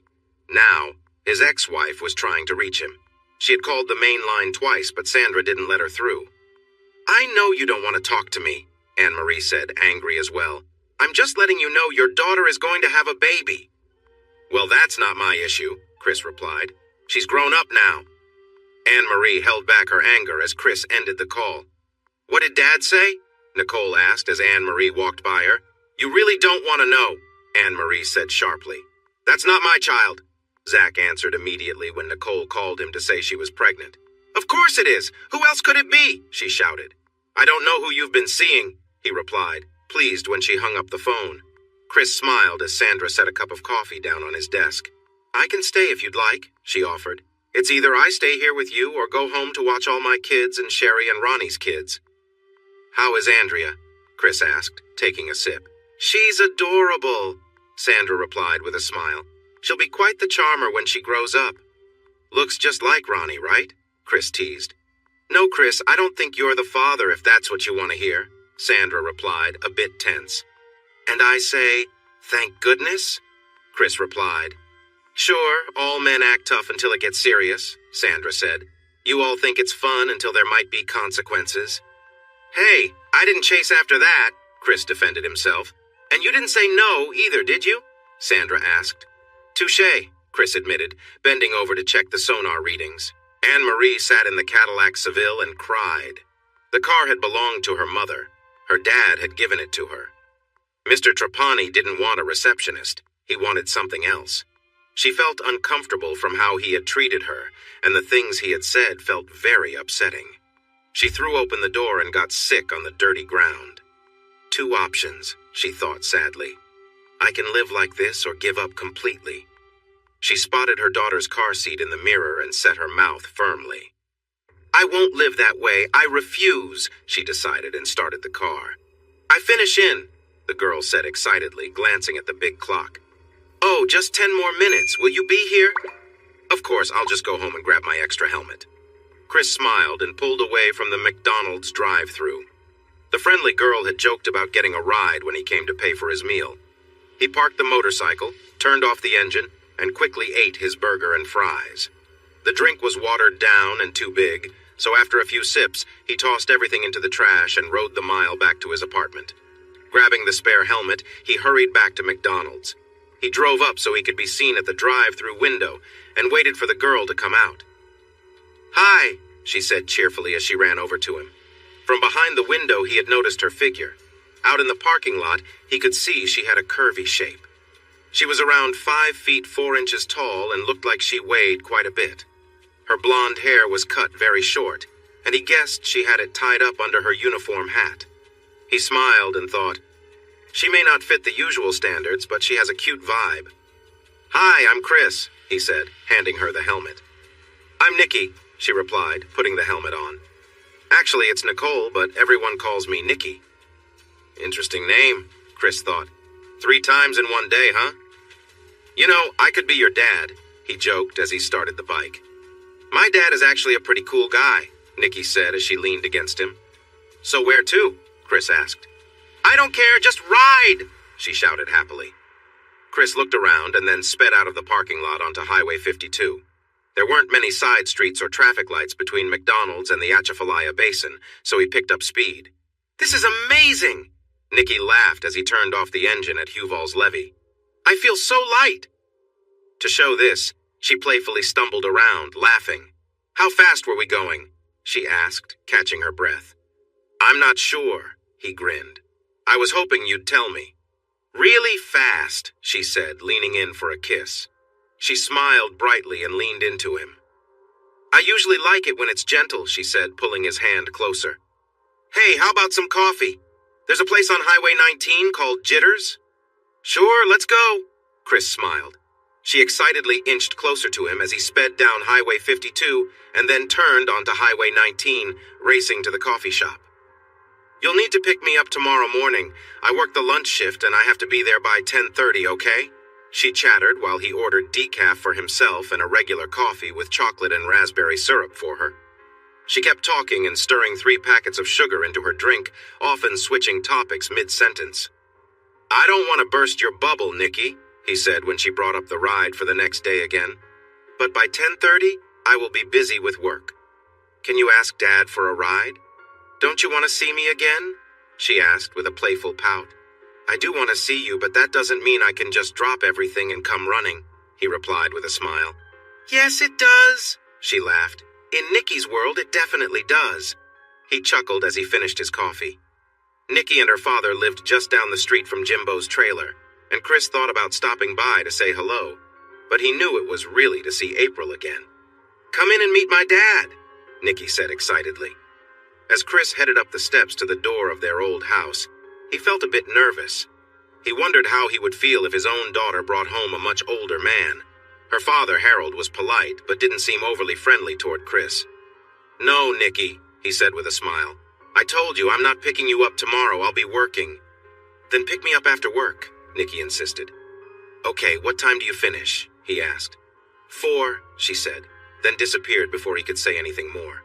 As Harold walked Chris to the door, he looked a bit sad. "Listen, Nikki, she's, Outside, under the bright light, Chris noticed that Harold looked to be in his 60s.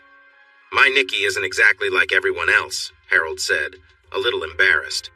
"It's not that she's slow or anything, but at 24, working at McDonald's is about her best option." "She's 24? Chris said, feeling relieved she was older than he'd thought. "And, hey, if you're not serious about her, please just walk away, all right? Right now, she's in her room planning her wedding and thinking about kids. If things go south, it will take her a long time to move on." Chris listened carefully and nodded slowly. Anne-Marie finished her second cup of coffee and looked around the diner. The lone waitress seemed tired, clearly having a long day. There were 5 tables, and the woman was working hard to keep up with the orders. She glanced at Anne-Marie and smiled faintly. "Want some more coffee, dear?" the waitress asked. "You seem like you could use some help," Anne-Marie said. "You have no idea," the waitress replied. "These kids come in, work a couple of days, and then just leave. I was supposed to finish 2 hours ago, and now who knows when I'll get to go home." Well, I'm not a kid, but I'm looking for a job, Anne-Marie said. Being a waitress might not pay as well as some options out there, but it felt much more respectable.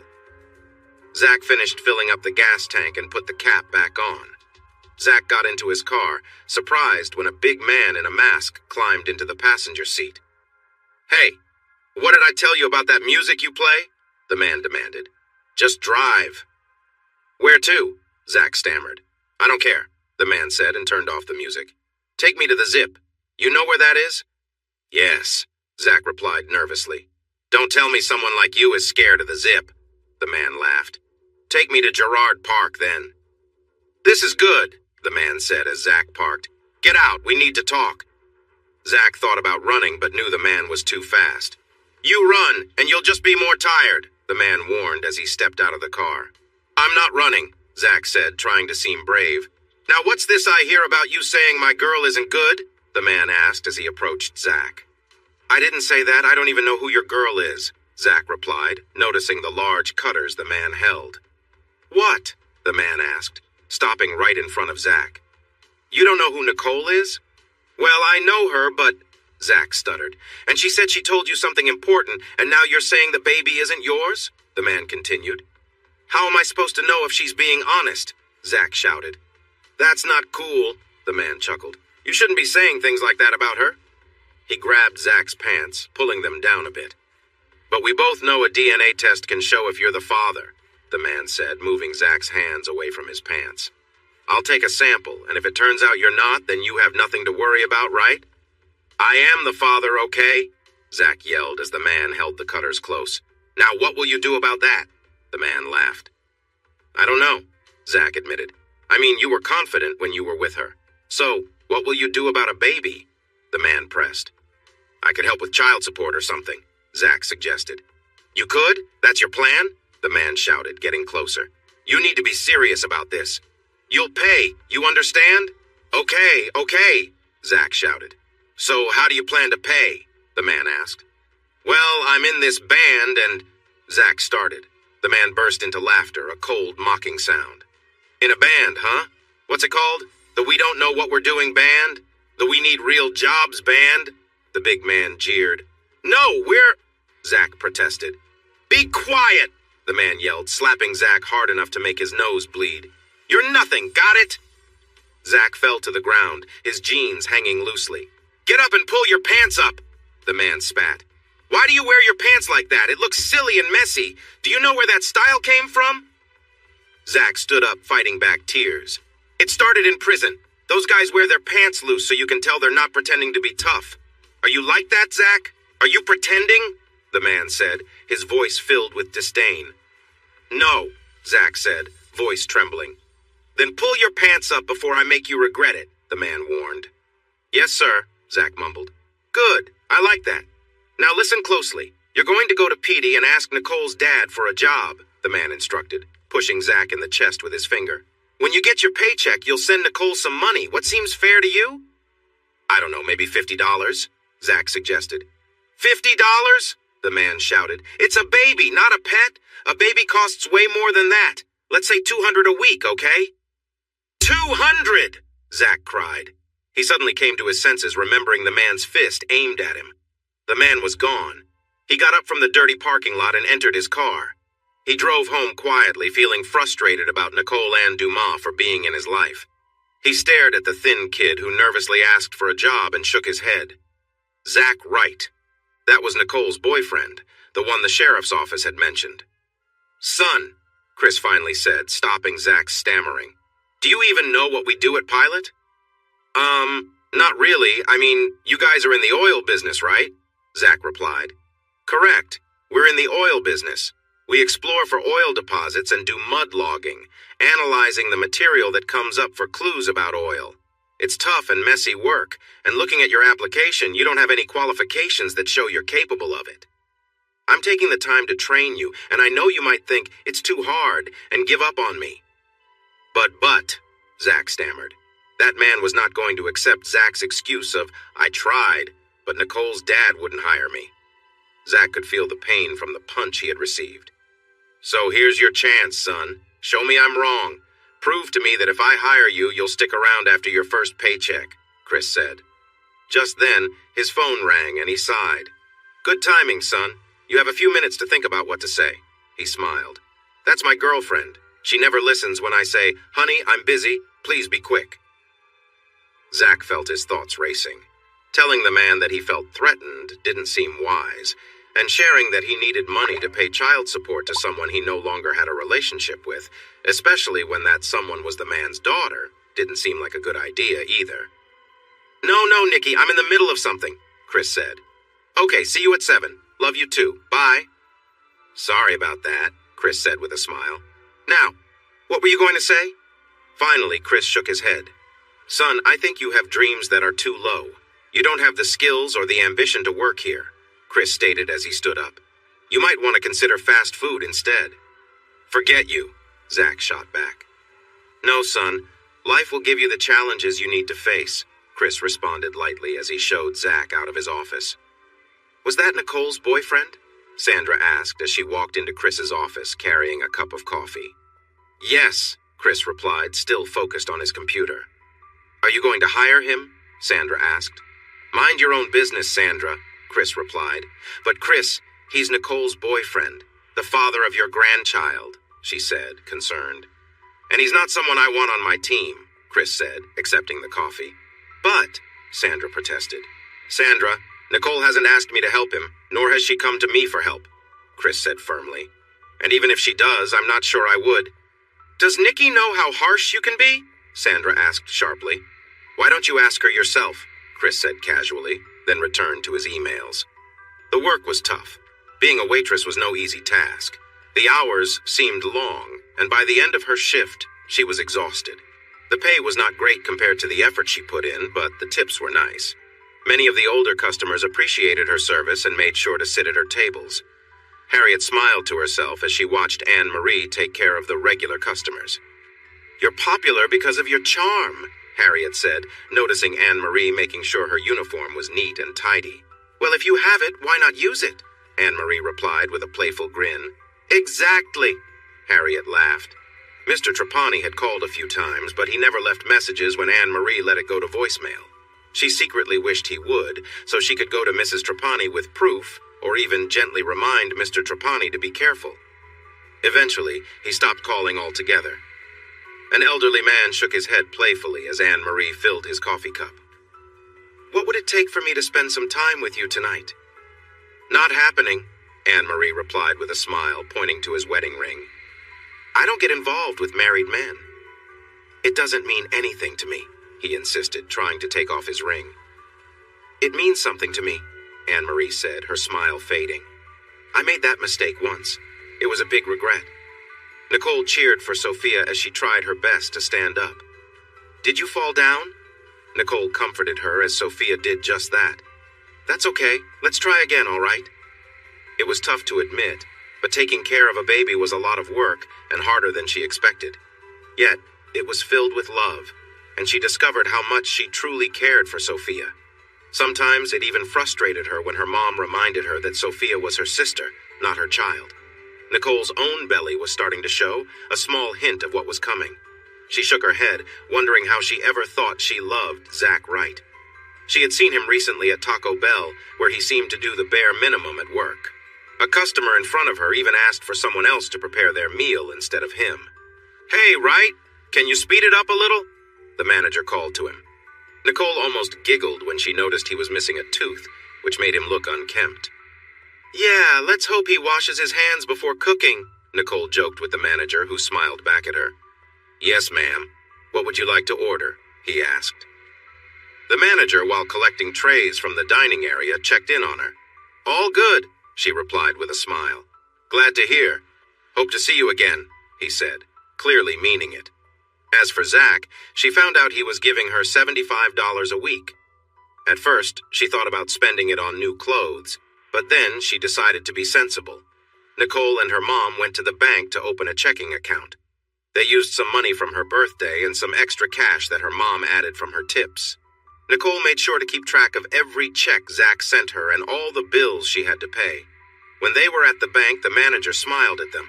Is this little sweetheart your daughter? he asked while waving at Sophia. Nope, she's my baby sister, Nicole said proudly.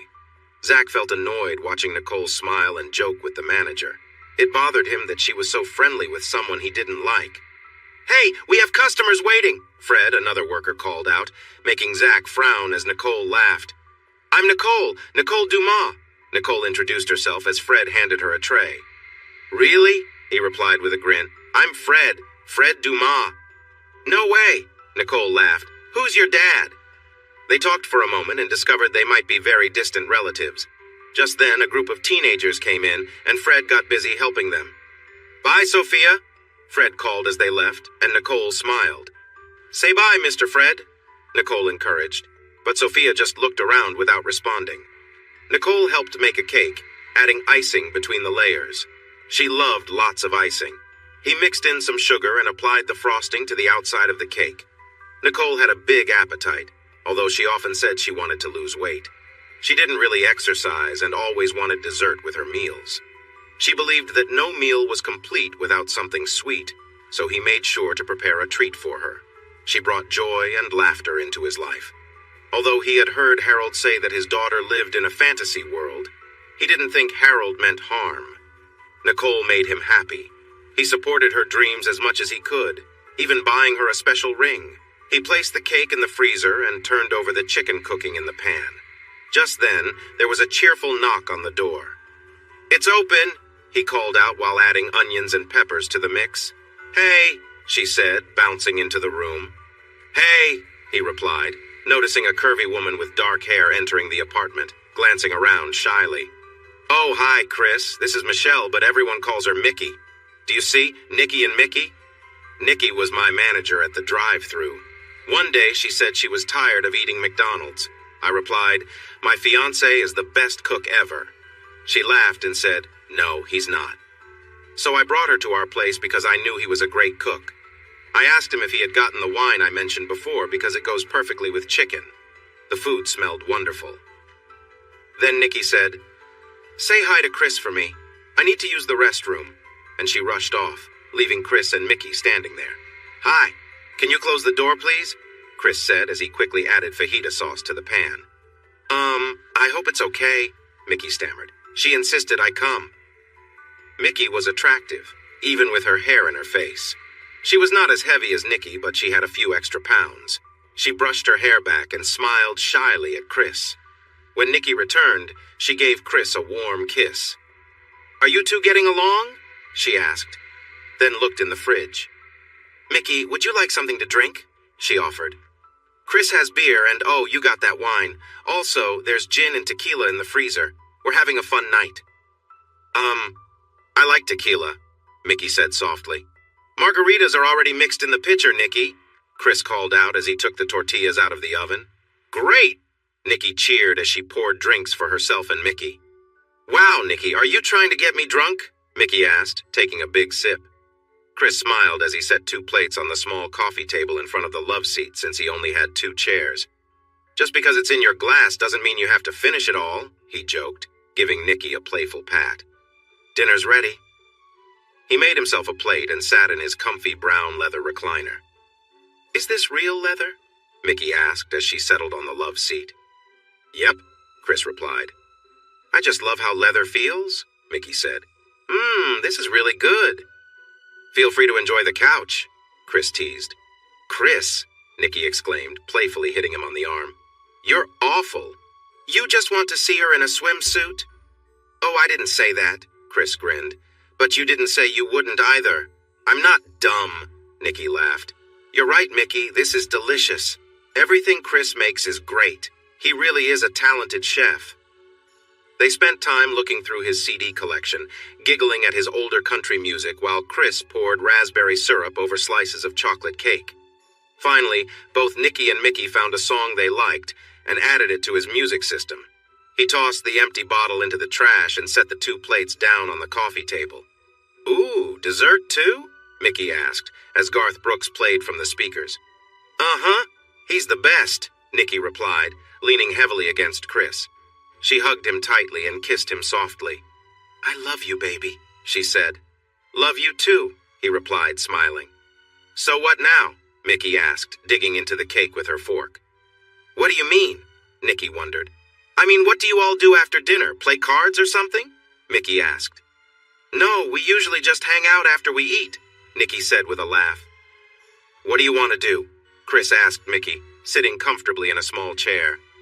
I don't know, Mickey replied, her voice hinting that she had an idea. I do have a deck of cards around here, Chris said. We could play a game. You said you like leather. That takes too long, Mickey said, standing up. She pulled the empty wine bottle from the trash and giggled while bringing it into the living room.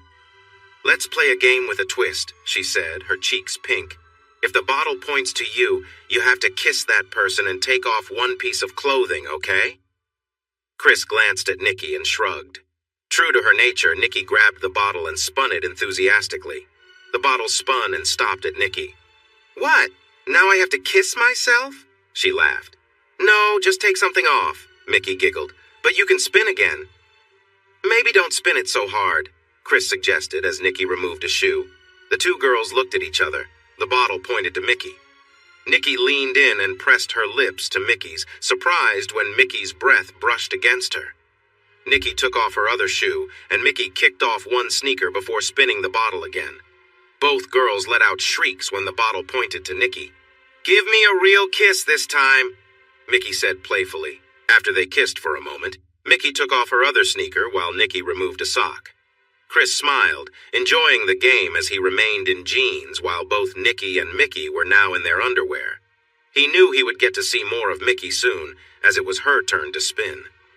The room felt warm, and both girls seemed to enjoy the lighthearted fun. Chris felt comfortable as he watched them, glad to be a part of the moment. The group gathered around, playing a casual game with lighthearted energy. The bottles spun on the table, creating playful moments and laughter as they interacted. Each spin resulted in fun exchanges of glances and teasing gestures, keeping the atmosphere light and carefree. Chris leaned over to kiss the person the bottle landed on, which added to the fun, while everyone playfully joined in the game. Nikki, full of energy, cheered when she was the only one still dressed, teasing the others. The laughter continued to fill the room as they shared jokes and enjoyed the moment. As the evening wore on, Chris suggested coffee, noticing it was getting late. His comment brought more laughter as the group continued to joke with one another, with Nikki and Mickey exchanging humorous whispers. The playful mood remained as they teased and laughed, engaging in harmless fun. But eventually, they began to wind down for the evening. Chris set about making coffee, trying to steer the conversation in a lighter direction, while the others continued their banter. The night ended with everyone still chuckling, their playful interactions leaving them with fond memories of the evening. The coffee was a welcome break, and the group settled into a calmer, more relaxed atmosphere as the night came to a close. The last drops fell onto Chris's thigh. Stop it, Mickey laughed at Nikki. Let me help you, Nikki said, kneeling down and gently cleaning Chris's mess from Mickey's skin. She cleaned her friend and then gave her a soft kiss. The two friends hugged tightly, leaning into each other. Mickey held Nikki's arm and brought her hand down gently. Keep going, she encouraged Nikki. Yeah, me too, Nikki replied, guiding Mickey's hand closer. Chris watched with interest as his fiancée shared a moment with another woman.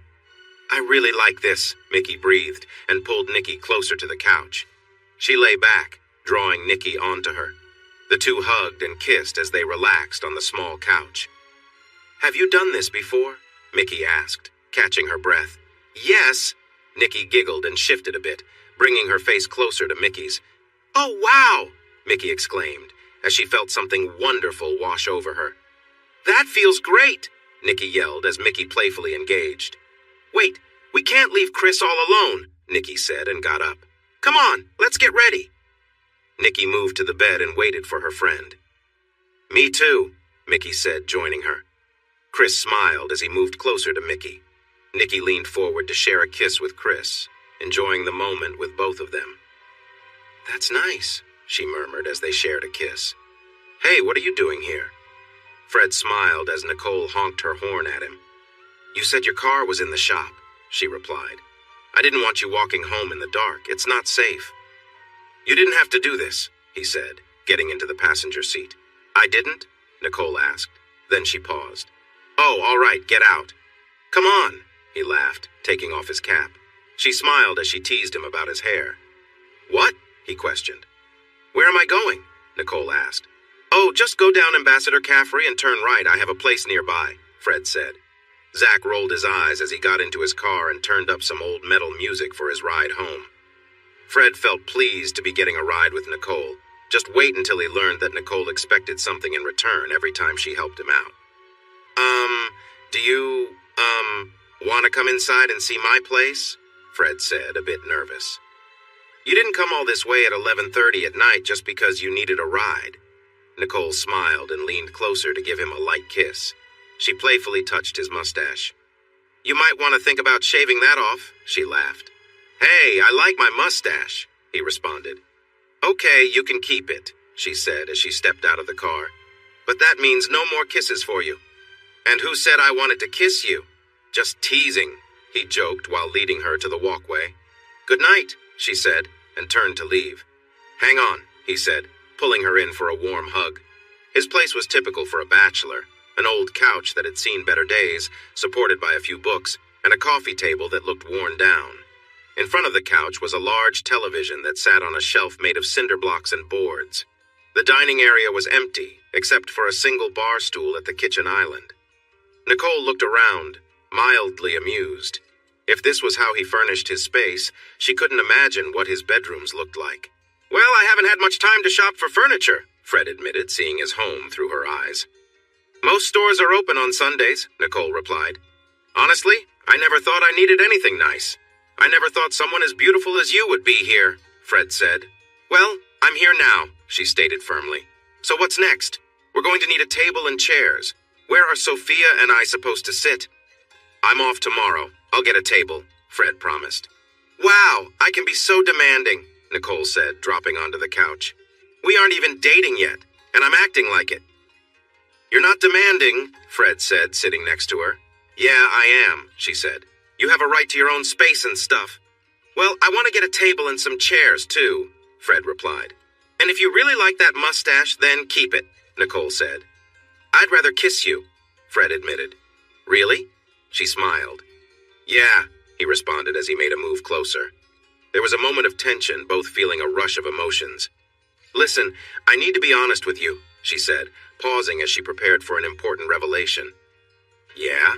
He whispered, leaning in closer. I'm pregnant, Nicole said, feeling a knot in her stomach as she awaited his reaction. Seriously? Fred asked, placing a gentle hand on her belly. Is that what this is?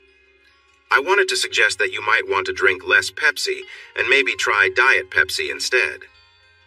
Does that bother you? She asked, leaning in for another kiss. Nicole, I noticed the first time you came in, Fred replied. I thought, wow, lucky guy to be with her. I wish it was me. I wish it was too, Nicole said, shivering a bit. I should go, she said, pushing herself up with some effort. Are you sure? He asked. Yeah, she smiled, giving him a gentle touch. I just don't want to come across as someone who's too forward. I wouldn't think that, he said quickly, and she laughed. Good night, Fred, she said as she walked toward the door. It took her a little while to step outside into the cool night air, and she hurried to her car. Once inside, she couldn't help but give in to her feelings for a moment. Fred was feeling frustrated. He had told Nikki that work was really busy. There was a hurricane approaching the oil rigs in the Gulf of Mexico, and a tropical storm was moving over Cuba at the same time. As soon as that storm hit the warm waters, it would turn into a hurricane too. The hurricane was already a Category 3 and growing stronger. He couldn't leave anyone on the rigs. It would be dangerous for anyone to remain there exposed to the weather. But he needed to ensure that the right safety measures were in place. Nikki didn't really understand that. What's up, baby? He answered the phone. Hey, it's me! Her voice sounded heavy and tired. I'm in the middle of something, he said, trying to keep calm, although he felt like shouting. Listen, I know you don't want to see me anymore because I'm not what you expected, Nikki said, her voice breaking a little. Nikki, I do want to see you, he assured her. It's just that there's a hurricane out there and another one might be coming. I'll handle that, Nikki said. He could hear her fumbling with something. Then there was a loud noise. I'm unhappy, Nicole cried as she looked in the mirror. You're expecting a baby, Fred reminded her. I can't go out like this, Nicole said, stepping out of the bathroom in her bright red bikini, which didn't fit comfortably over her belly. Just wear your sundress then. You can sit with Sophia and watch us swim, he replied, picking up the squirming baby. We'll be playing in the cool water, and you'll be sitting there in the hot sun, feeling tired and unhappy while we have fun. But that's okay. You seem fine being upset because you're not happy with how you look. I dislike you, she said, grabbing the towels. Same here. He smiled and gave her a quick kiss. It's too bad, really, because you look nice in that swimsuit. You're silly, she replied, making sure to put sunscreen on Sophia's skin. I feel so big. And still lovely, he smiled, guiding them out of the condo. She didn't need to worry about her looks. The three women at the pool were just as big as she and Fred were together. Their swimsuits revealed their bodies in a way that surprised her. And you were worried? Fred whispered to her. Uh-huh, she whispered back and took Sophia from him. You ready? She asked the baby and walked into the cool water with her. Sophia's eyes widened as the cool water touched her. She laughed and giggled in her sweet way. Wow, one of the larger women said with a smirk. Just had one and you're already expecting another? She's my sister, not my daughter, Nicole replied sharply. But I can see why you'd think that. I'm very motherly. What? Fred whispered, taking the squirming Sophia from her arms. A motherly type. That's what people like them call regular moms, Nicole whispered back as the three women glared at her. Oh, he said, smiling at them. I'm in Unit 2217. What about you? They didn't respond, and his smile faded. I'm asking again, what unit are you in? He said. Do you have permission to be here? Yes, we do, one of the women snapped. We're in Unit 1612, all right? Thank you, Fred replied. 2217? Nicole asked him. We're in. Why would I want them to know where we stay? He cut her off. He and Nicole played with the baby. After a while, they were all quite wet. He carefully dried the now fussy Sophia before handing her back to Nicole and drying himself. He motioned for her to go ahead while he gathered their things and went back to Unit 2127. Nicole looked around at the furniture. He had asked her favorite color, and now the apartment was filled with red. He even bought a simple table and 4 chairs and stained them a cherry color. There was also a high chair to match. The bookcase and entertainment center were cherry red too. The couch and recliner were a bright red microfiber. Upstairs, he had replaced the old futon with a real bed, complete with red bedding and pillow covers. He came in and set down their bag by the door. She turned and looked at him. He had shaved off that scratchy, silly mustache for her the night she drove him home from work. I love you. I'm so in love with you, she said, and kissed him with all her heart. Wow, he said when she finally pulled away. I love you too. He wasn't the most handsome man she had ever met. His thinning brown hair and dull brown eyes were pretty ordinary. His skin had some scars from acne, and his nose was a bit big. But he was a good man, a caring man. If she wore high heels, she could be taller than him, and he was starting to show a little bit of extra weight on his skinny frame. But he always tried to make her happy. When he talked about the condo, he called it ours, not mine. He said it was where we live, not where I live. She didn't pay any bills, didn't help with the household expenses at all, and still lived in a 2-bedroom apartment with her mother. But he called it ours. He even gave her a key to the condo. Sometimes, when she knew he was busy with work, she would go there and cook dinner for them. She looked into his kind eyes and made a choice. I'm tired of this, she said. I want us to be together all the time, okay? Are you serious? He asked, surprised. Are you sure? Fred, you don't want me? She asked, feeling a bit scared. Maybe he just liked having her around for fun and said he loved her but didn't truly mean it. Are you kidding? He said. I hate it when you leave, when you and Sophia go back home and I'm here all alone. She was supposed to be taking this medication the doctor gave her, Harold said quietly, sounding empty. She didn't like it, said it made her gain weight. If Chris hadn't been so sad, he might have laughed. It wasn't the medicine that made Nikki gain weight, it was her choices. Mickey came over and hugged Chris tightly, crying loudly. He felt bad as he held her. He still remembered the moments they all shared just a week ago.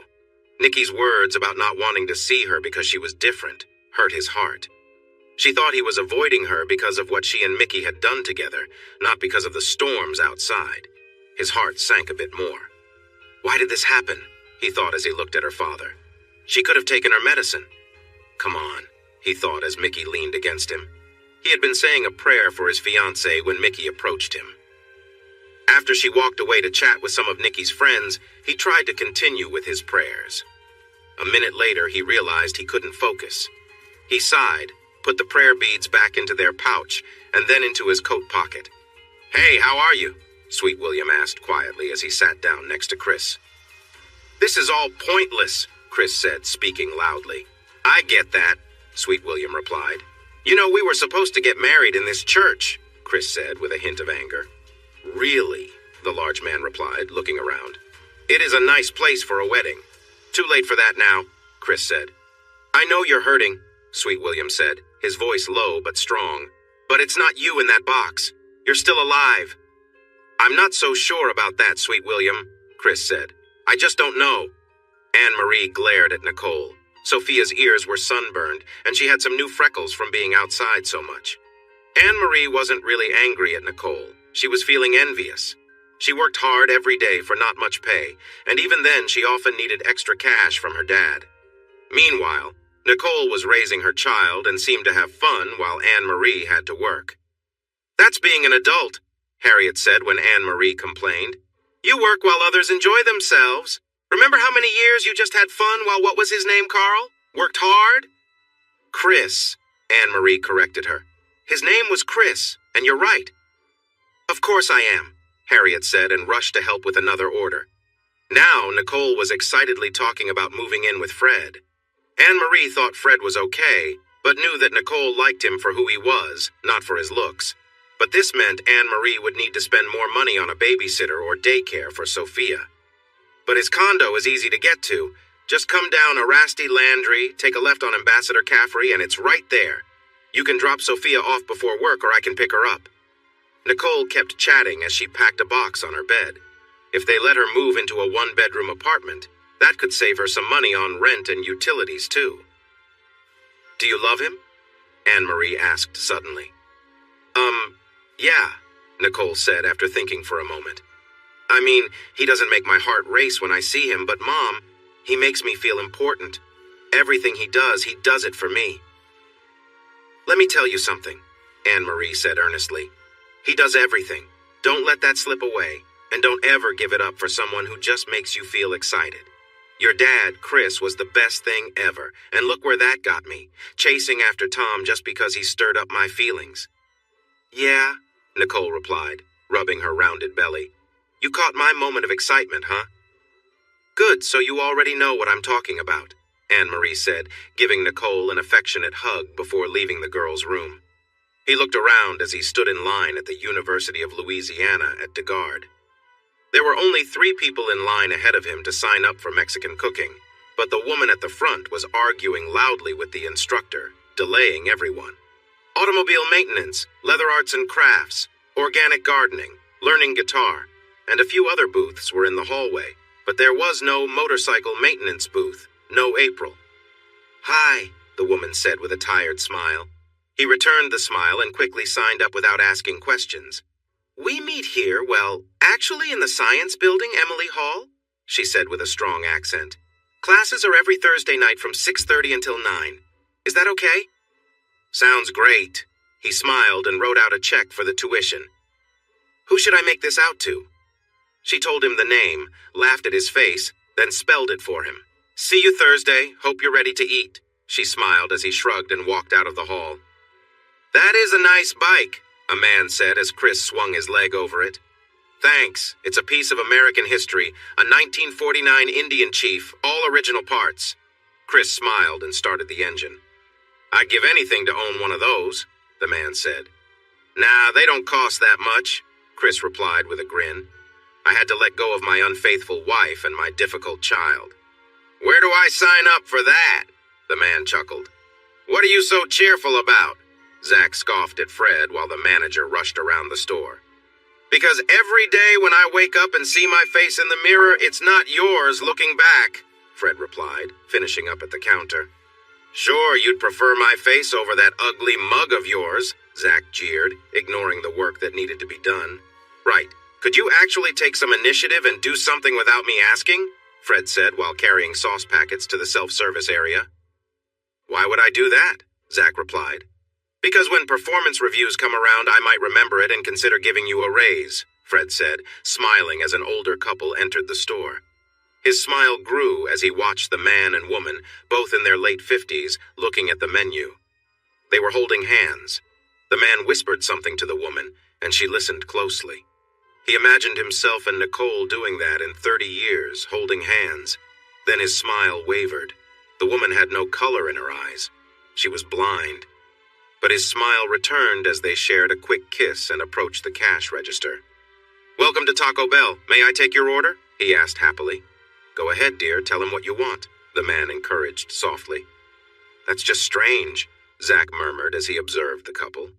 "Why?" Fred replied, a bit defensive. "What's so strange?" "I mean, she can't see, and it gives me the creeps just looking at her," Zack said, shuddering a bit. "Honestly, it's a wonder someone hasn't put you out of your misery," Fred said with a grin as he walked around the dining area. "Thank you. Come again," he called out as they left. He chuckled when he saw the man jokingly pinch the woman, making her laugh and playfully swat his hand away before leaning against him. The man then helped her to the passenger side of the small car and hurried back to his side. "How are you, Mr. Dumas?" Cam Powell, his tenant in apartment 22, asked as Chris unlocked the door to apartment 1. She was a Vietnamese refugee, one of the boat people saved off the coast of San Francisco in 1982. She had seen the Viet Cong force her brother into the military, then witnessed them harm her father and laugh. She had hidden while soldiers hurt her mother and sister and left them behind. Then she had taken her younger sister, and they escaped from the hut, running through the fields to find safety. They stayed away from the roads, which were often full of enemy soldiers hiding in the thick bushes. They waited for silence or night to fall before moving south toward the American troops and safety. When they spotted the American soldiers practicing, they smiled and ran toward them, thankful for their help. Suddenly, there was a loud burst of gunfire, and her sister was hurt badly. The American soldiers quickly took down the machine gun nest, and one brave Marine ran into the open field to see if he could help the girls. Cam Powell watched in amazement as the young man cried over her sister's body, even though he did not know her. She reached out to comfort him, but then everything went dark. When she woke up, she was in an American hospital. She thanked Buddha for saving her life. The doctors did their best, but they could not save her left leg and had to remove it above the knee. 4 days later, the enemy soldiers took over the hospital, causing great harm to the staff and patients. The American patients lost their lives. The Vietnamese patients, no matter how badly they were hurt, were forced to march away. Cam Powell tried to use the crutches the kind American nurse had given her before the soldiers arrived. When she fell behind in the march, she was mistreated. She did her best to keep up since those who lagged behind often faced severe consequences and were left on the roadside. For the next 11 years, she worked hard in the fields, facing tough times but trying to survive. She wasn't very attractive, so she was often treated harshly instead of being hurt more seriously. She saved food and money, dreaming of one day reaching the land of the Americans with blonde hair. One day, news spread among the refugees that it was too expensive to take care of them, which meant they were in great danger. Cam Powell ate what little she could and hid some food for later. When night came, she quietly slipped into the thick brush behind her hut and made her way to the river. Her crutches had been stolen, so she fashioned a new one from bamboo, which was not easy to use but worked well enough. At night, she followed the river south, hiding during the day. With her food running out, she sought bugs and plants to eat while waiting for it to get dark. Moving through the muddy bank was slow, but she kept pushing forward. Eventually, she found a man with a boat who planned to take people to America. Eagerly, she gave him the little money she had and let him use her as he pleased. She felt worried when she saw how small the boat was. She was even more scared when she realized over 40 people were packed into the tiny space. "No refunds," the man shouted when others complained or expressed concerns. "Better to fight for my freedom than to be treated badly." Cam Pow thought to herself as she joined the struggling crowd on the boat. As the journey went on, she and a few others became very sick, and she hoped for her pain to end soon. Then the hatch opened, and she knew her hopes were answered. A blond man in a Coast Guard uniform looked down at the people on the boat. She got a prosthetic leg at a charity hospital and learned how to use it like it was her own. A man in Breaux Bridge, Louisiana heard about Cam Pow and her fellow travelers. He offered jobs to 6 of them at his crawfish processing plant. She accepted the job eagerly and was amazed at the good pay he offered. She found an apartment and lived there for 24 years. She rode her bike, no matter the weather, even when it snowed, but she never missed a day of work. "I'm good, Miss Pow. How are you today?" Chris smiled at the small woman. Her long black hair was starting to get some gray, but her face showed no signs of age. That was the extent of their conversation. She would greet him and then close herself in her apartment. Anne-Marie looked around the condominium and felt a twinge of jealousy. She was working hard every day, and all she could afford was her rundown apartment while Nicole stayed home all day, living in a nice 2-bedroom, 2-bathroom place. The furniture was a bit loud. It wasn't her style, but the table and chairs were okay, even if they had strange colors. But it still looked a lot better than the furniture she got from the discount store. "Okay, kiddo," Anne-Marie said to Sophia, pushing away another feeling of resentment. The child was reaching out to Nicole. "I'm working the late shift. I'll be back around 10 or 10:30 to get you." "Thanks, Mom. Have a great day." Nicole smiled brightly. "You too, baby," Anne-Marie said, and left with a final kiss for both daughters. "I don't think she likes me," Fred said quietly. "What? Why?" Nicole asked, taking a seat beside him on the sofa. Sophia made some sounds in her own way. The child was almost a year old and should have been speaking by now, at least saying mama or dada, but she just made little noises. "She never says hi or anything," Fred complained. "Fred, hold Sophia for a minute and face her away from me," Nicole said as she stood up. "Boo!" she shouted from behind Sophia. Fred jumped, startled. Sophia stayed still and did not respond. "What's going on?" Fred shouted at Nicole. Sophia seemed not to hear the loud noise Fred made. "I'm going to try again," Nicole said, tears starting to fall down her cheeks. She attempted to shout boo, but could only manage a soft sound. Fred looked at the little girl and felt tears welling up in his own eyes. "Sophia?" he asked gently. "Sweetheart, can you hear me? Can you hear Sissy?" Cooking alone was not enjoyable. There was no Nicky there, playfully asking him to taste what he was making. The Mexican cooking class was fun. Some women in the class showed they were interested in him, but he just wasn't feeling it. "I should have chosen Chinese instead," he thought as he chopped a jalapeno pepper for the sauce. "Well, it's only 2 more weeks," he sighed as he mixed lime juice and cilantro. He had seen Mickey walking to a fast food place the day before. Her pants fit tightly, and it made him feel a rush of emotions, which he quickly felt guilty about. They had shared moments together, but he hesitated to think too much about it. "Why won't this chicken cook right?" he muttered as he noticed it starting to burn. "She's not a doctor, so who does she think she is?" Anne-Marie said sharply as Nicole shared her concerns. "Just watch," Fred replied firmly, unconcerned about how Anne-Marie felt. He clapped 2 books together behind Sophia, but the child didn't even blink. "That is your grandson," Sandra said sharply, returning Chris's angry look with one of her own. "Yes, I sent a gift for Freddie, including a card. By the way, Mr. Tough Guy, you owe me. I bought your grandson a savings bond and a silver rattle with his initials on it." "Sandra, I can't believe this," Chris grumbled, teeth clenched. "Oh, just fire me, fine. Just fire me for caring about you," Sandra shouted at her boss, the man she admired almost as much as her husband. "I'll be back," he said sharply, leaving the office before he ended up firing her, the person who kept everything running smoothly. She heard the loud roar of his motorcycle as he sped away. Highway 52 was clear. There were few stops to hold back his anger. He occasionally found a quiet side street and opened up his bike, letting the strong engine roar beneath him. Before he knew it, he was on Evangeline Thruway and then traveled down to West Congress Street, heading to University Medical Center. Fred Dumas didn't notice the tall man holding a motorcycle helmet.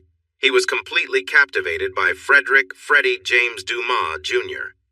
If he had any doubts about Nicole's love for him, those worries faded when she named their baby after him. He fought the urge to tap on the glass of the nursery. Freddie was fast asleep. "He's such a cute little guy, isn't he?" the man said to Fred. "Yes, he is," Fred replied. "He's my son." "Congratulations," Chris said. "Just remember, they grow up fast. One day they won't need you as much. You might feel like you're just here to pay for things." "Yeah, I'm really hoping that doesn't happen," Fred admitted. "Good luck, son," Chris said as he walked away. Anne-Marie was trying to manage a fussy Sophia and looked again. The man by the elevators seemed familiar, tall, strong, dressed well, even with a motorcycle helmet under his arm. The man turned slightly and Anne-Marie smiled. He was attractive, even with a bald head and some gray hair around the sides. Then she froze. Those brown eyes belonged to Chris. The elevator door opened and Chris stepped in, pressing the button for the first floor. "Your father was here?" she asked Nicole. "Daddy's here?" Nicole replied, surprised and a bit shy. "No, he was here," Anne-Marie said, feeling a bit let down. She hoped to hear from Nicole about how he was doing, what was new in his life. She kept in touch with Sandra. Harriet let her use the computer at work, and Sandra always replied quickly to her emails, but she didn't share many details. She had known about Nikki's tragic decision and was aware of Sandra's dislike for her, but she didn't know how Chris had changed. Until today, she didn't even realize that Chris had a motorcycle, as the helmet showed.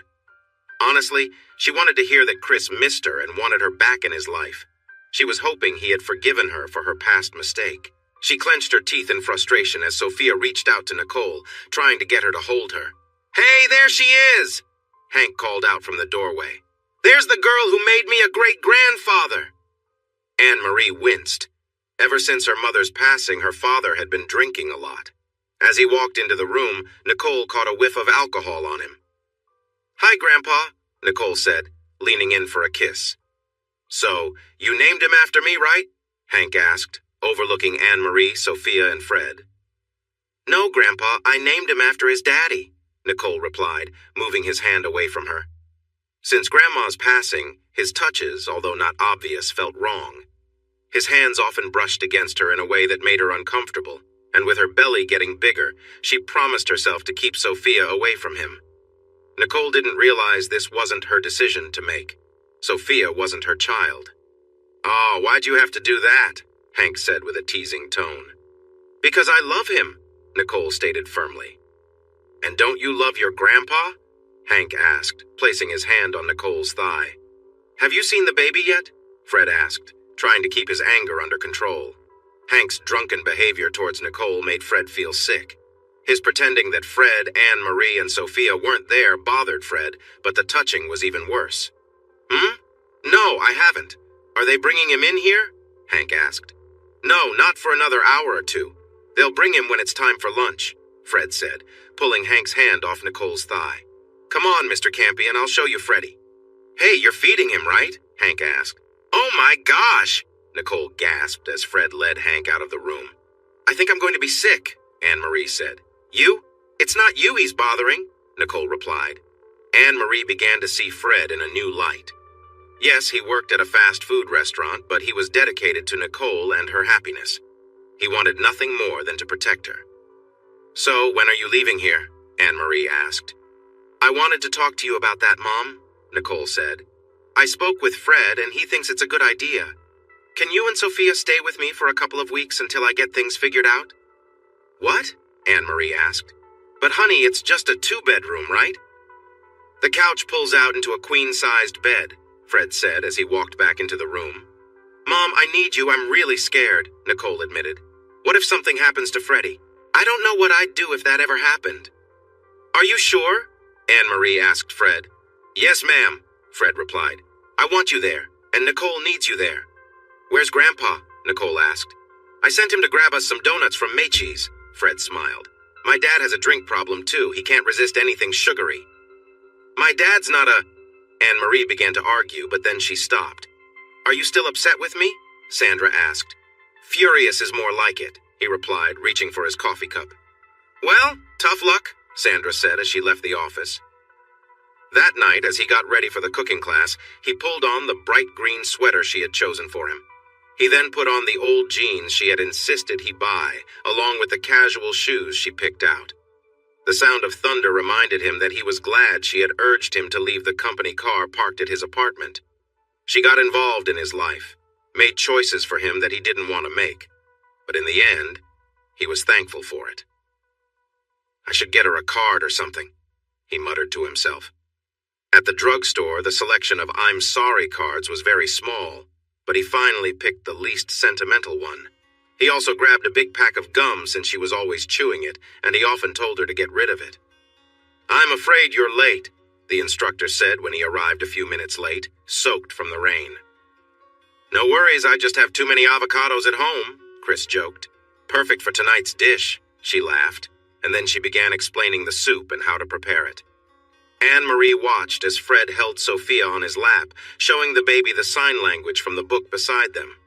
Happy, he said, demonstrating the signs, then guiding her hands and arms to do them too. Birth, day, he continued, signing and helping her with the motions. You, he said, playfully tickling her as he pointed to her. What is he doing? Anne-Marie asked Nicole. Teaching her to sign happy birthday, Nicole explained. Her birthday is next week. Happy, Fred said again, making the sign for happy. Watching him, Anne-Marie felt tears well up as he tenderly taught her daughter. He wants to be a teacher one day, Nicole confided. Taco Bell has a program that helps with college funds based on how many hours you work there. Please, come in, Francois Timmons said with a cold smile as two big men pushed Tom Sampo into the small office. Tom smiled despite his swollen eye and cut lip. He knew exactly who Francois Timmons was. He had been involved with Greta Timmons, Francois's 25-year-old wife. Francois had met the tall German beauty while vacationing on the island of Crete. Even though she was only 19 and he was 51, he showered her with gifts and covered expenses for her family. They had married before the vacation ended. Every year, on the anniversary of their wedding, Francois flew his mother-in-law, father-in-law, and two brothers-in-law to Crete. He and Greta would meet them and enjoy a 2-week holiday together. 6 years later, Greta felt the strong desire to become a mother, but Francois was not open to the idea. I am too old, he said. I don't have the energy to keep up with little children, and I can't handle the fuss of babies. When Greta met Tom at a fashion exhibition, she decided that no matter what Francois thought, she wanted to have a baby. Tom was tall, attractive, and had blonde hair, while Francois was shorter and heavier with mostly gray hair. I see you've been enjoying time with my wife, huh? Francois said calmly. Tom smiled, knowing who Greta was and who her husband was. Spending time with Greta had been a fun escape, and he had been discreet about it.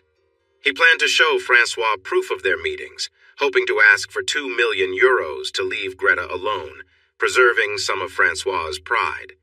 However, after some trouble from Francois's associates, the amount Tom sought had doubled.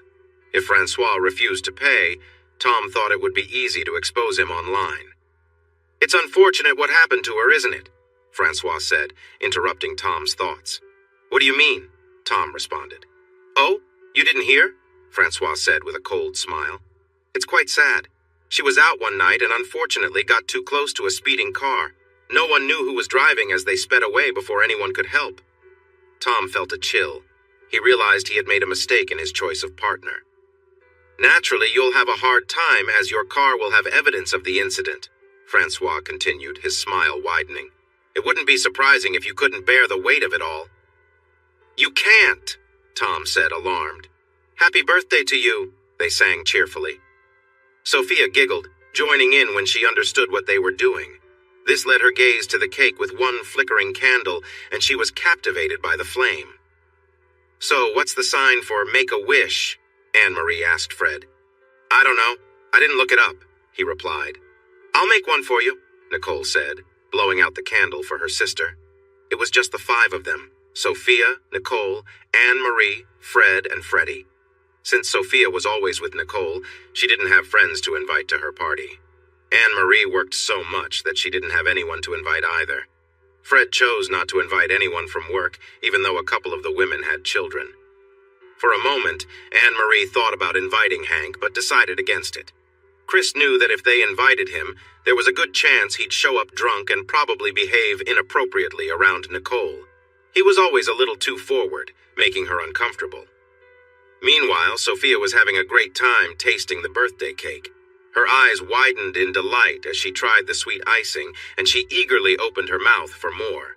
Anne-Marie laughed, genuinely happy to see the little one enjoying herself.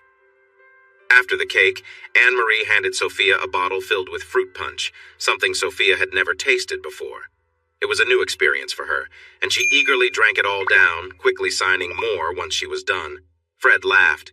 "She definitely knows that sign," he said, taking the bottle to refill it. "Not too much now," Anne-Marie warned.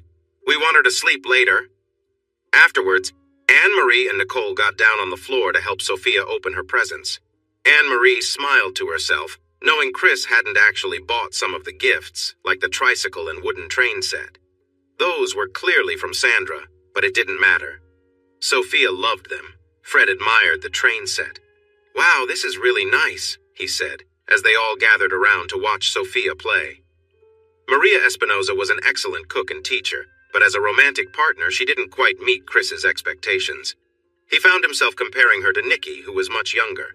Maria enjoyed Chris's cooking, especially the authentic Mexican dishes and dessert he had prepared, but she didn't hold back her criticism of his kitchen and apartment. "All electric?" she said disapprovingly. No, gas is the only way. Gas gives food its soul, electric just takes that away." She also made comments about his living space. "You're a grown man with a good job, yet you live like a college student," she remarked as she looked around his small apartment. When she went as far as opening his closet door without asking, Chris was about ready to tell her to leave. That door was closed for a reason, and her constant criticism was wearing thin. Despite all her complaints, Maria still expressed interest in being intimate, but Chris wasn't convinced. She tried to reassure him. "You don't need to worry. I had my tubes tied," she said, laughing. Chris wasn't sure if he believed her, so he stayed cautious, deciding to keep things safe. He found her appearance less appealing than he'd hoped. Her long black hair, which she took pride in, was thick and unkempt in other areas, too. It was more than he was used to, and something that made him uncomfortable. Even though she seemed eager to connect with him, Chris could tell it wasn't for the right reasons. It didn't feel like she was with him because she truly wanted to be, or because she had any real attraction to him. The connection between them felt shallow, and he couldn't shake the feeling that something important was missing. She was with him to feel in control, thinking it would make him behave better. Afterward, she lit a cigarette, but was surprised when Chris took it from her and tossed it into the toilet. "I can't stand the smell of smoke," he said a bit angrily as he walked back into the room. "Oh, my bad," she replied, sounding more upset than sorry. "You should sell that motorbike," she suggested casually. "Not happening," he replied. "Come on, it's dangerous," she insisted, glancing up at him. "Maria," he sighed, getting out of bed and putting on his jeans, "it's late. You were a good teacher and I enjoyed your class, but I don't think we'll meet again, okay?" "But what about us?" she stammered. "What about this?" She threw the covers aside, revealing her body. "What about it?" he asked, putting on his shirt. "Look, Maria, we had a meal and we were together, but you didn't seem to enjoy it." "Oh, but I did," she argued. "You're great." "Honey," he said with a tight smile, "I was in a long marriage. I know the difference between real enjoyment and just trying to get it over with." She had misjudged him. In class, he always seemed willing to listen. She thought he would be the same outside the classroom. He had done well in class, and she almost felt pleased at the thought of his efforts. As he moved closer, she entertained thoughts that were not as kind. But he was ending things, making it clear that this was a one-time deal. The doctor was telling her about a hearing problem. Mona Wahlberg explained that an implant would not help the baby at all. Poor Fred, Anne-Marie thought as she secured the baby in the car seat. He researched everything, found the doctor who specializes in these procedures, and even offered to use his college savings. Poor Sophia, Anne-Marie thought, glancing at the child in the mirror. She'll be like that for the rest of her life, completely unable to hear. She almost missed seeing the motorcycle, and the rider expressed his anger with a rude gesture. "Same to you," Anne-Marie thought as she watched the bike zoom by. Female drivers, Chris thought as he turned off Highway 19. The bike was stunning and easy to control. Most importantly, it didn't make him feel uncomfortable while riding. He loved his Indian chief for its power and even saw it as a piece of history, but he knew comfort wasn't part of its design. "What do you think?" George Farmer asked as Chris parked his bike at George's garage. "Nice and easy to ride," Chris smiled. "If it were wet, it would be quite an adventure." "Uh-huh, and if Big Mike hears you, he'll give you a hard time for saying that," George chuckled. "And he's asking for $17,000, right?" Chris asked, noticing the other mechanic sleeping under the truck. "Yeah, but between us," George said, glancing at John Farmer and then looking away awkwardly. "He's been trying to sell it for 2 months. He might take 15 if it's cash." "Tell him 15 cash," Chris said, preparing to get on his Indian. "Got my card, right?" "Yeah," George replied with a smile. "What's the story behind the sale?" Chris asked before starting his bike. "His partner is in rehab dealing with some serious issues and he's adding up a lot of bills," George admitted. "Why drink alone when you can have some company?" Hank thought as he got ready. "I never liked drinking by myself anyway." The bar felt cool and welcoming. He easily found an empty stool since there were only a few people there himself, 2 men in suits, a tired-looking woman, and the bartender who also looked worn out. "Hey there, handsome," the bartender greeted with a weary smile. It had been a while since anyone complimented him like that, so he sat up a bit straighter and grinned back. He made sure she noticed the $100 bill as he took it out of his wallet. "Do you have anything smaller?" Jill asked. "It's only 11 o'clock. I don't have the money for that. If only I had a nickel for every time a woman said that to me," Hank said, and she laughed. He took out a $20 bill, and she gave him change. 5 hours later, some regular customers began to arrive. The jukebox played loud rock music that the afternoon crowd enjoyed, and the conversation got noisy. Hank's good mood faded as the younger men drew more of Jill's attention. He got up and walked out the door. "Just a bunch of troublemakers," he mumbled to himself as he started his car and pulled onto Johnson Street, right in front of a school bus. "That was your father-in-law," Sandra said sharply when Chris asked about the bill from the florist. "I hope you at least had the courtesy to make them arrange the flowers nicely," he replied. "No," she said, standing with her hands on her hips. "I expressed your sympathy and hope that he is at peace." "What?" he shouted, then broke into a loud, bitter laugh. "No, I hope he gets what he deserves." "God is watching you and he hears you," Sandra warned, shaking her finger at him. "You better be careful." "He's not Santa Claus, Sandra," Chris chuckled. "He's not keeping track of who's good or bad." "Do you know why Santa is always so cheerful?" Sweet William asked as he walked in. "No, why?" Chris replied, managing a real smile. "Because he knows where all the naughty girls live," Sweet William laughed. "Man, I want a cool bike like that. Look at those flames. So sweet." "Like that, huh?" Chris said. "I had the bike painted green, can you believe that? So I took it back and had them painted black with flames." "You'll be feeling the heat soon if you're not careful," Sandra warned. "Did you go to Hank's funeral?" Sweet William asked. "No, but I might visit his grave," Chris replied. "I'll make sure to stay hydrated first." "That isn't fair, and you know it," Sweet William said, his smile fading. "I hope you can talk some sense into him," Sandra said as she left the office. Thanks for watching this video. Don't forget to subscribe to Infidelity Plus to stay updated with more captivating tales of infidelity and payback. Turn on notifications so you're the first to see our latest content.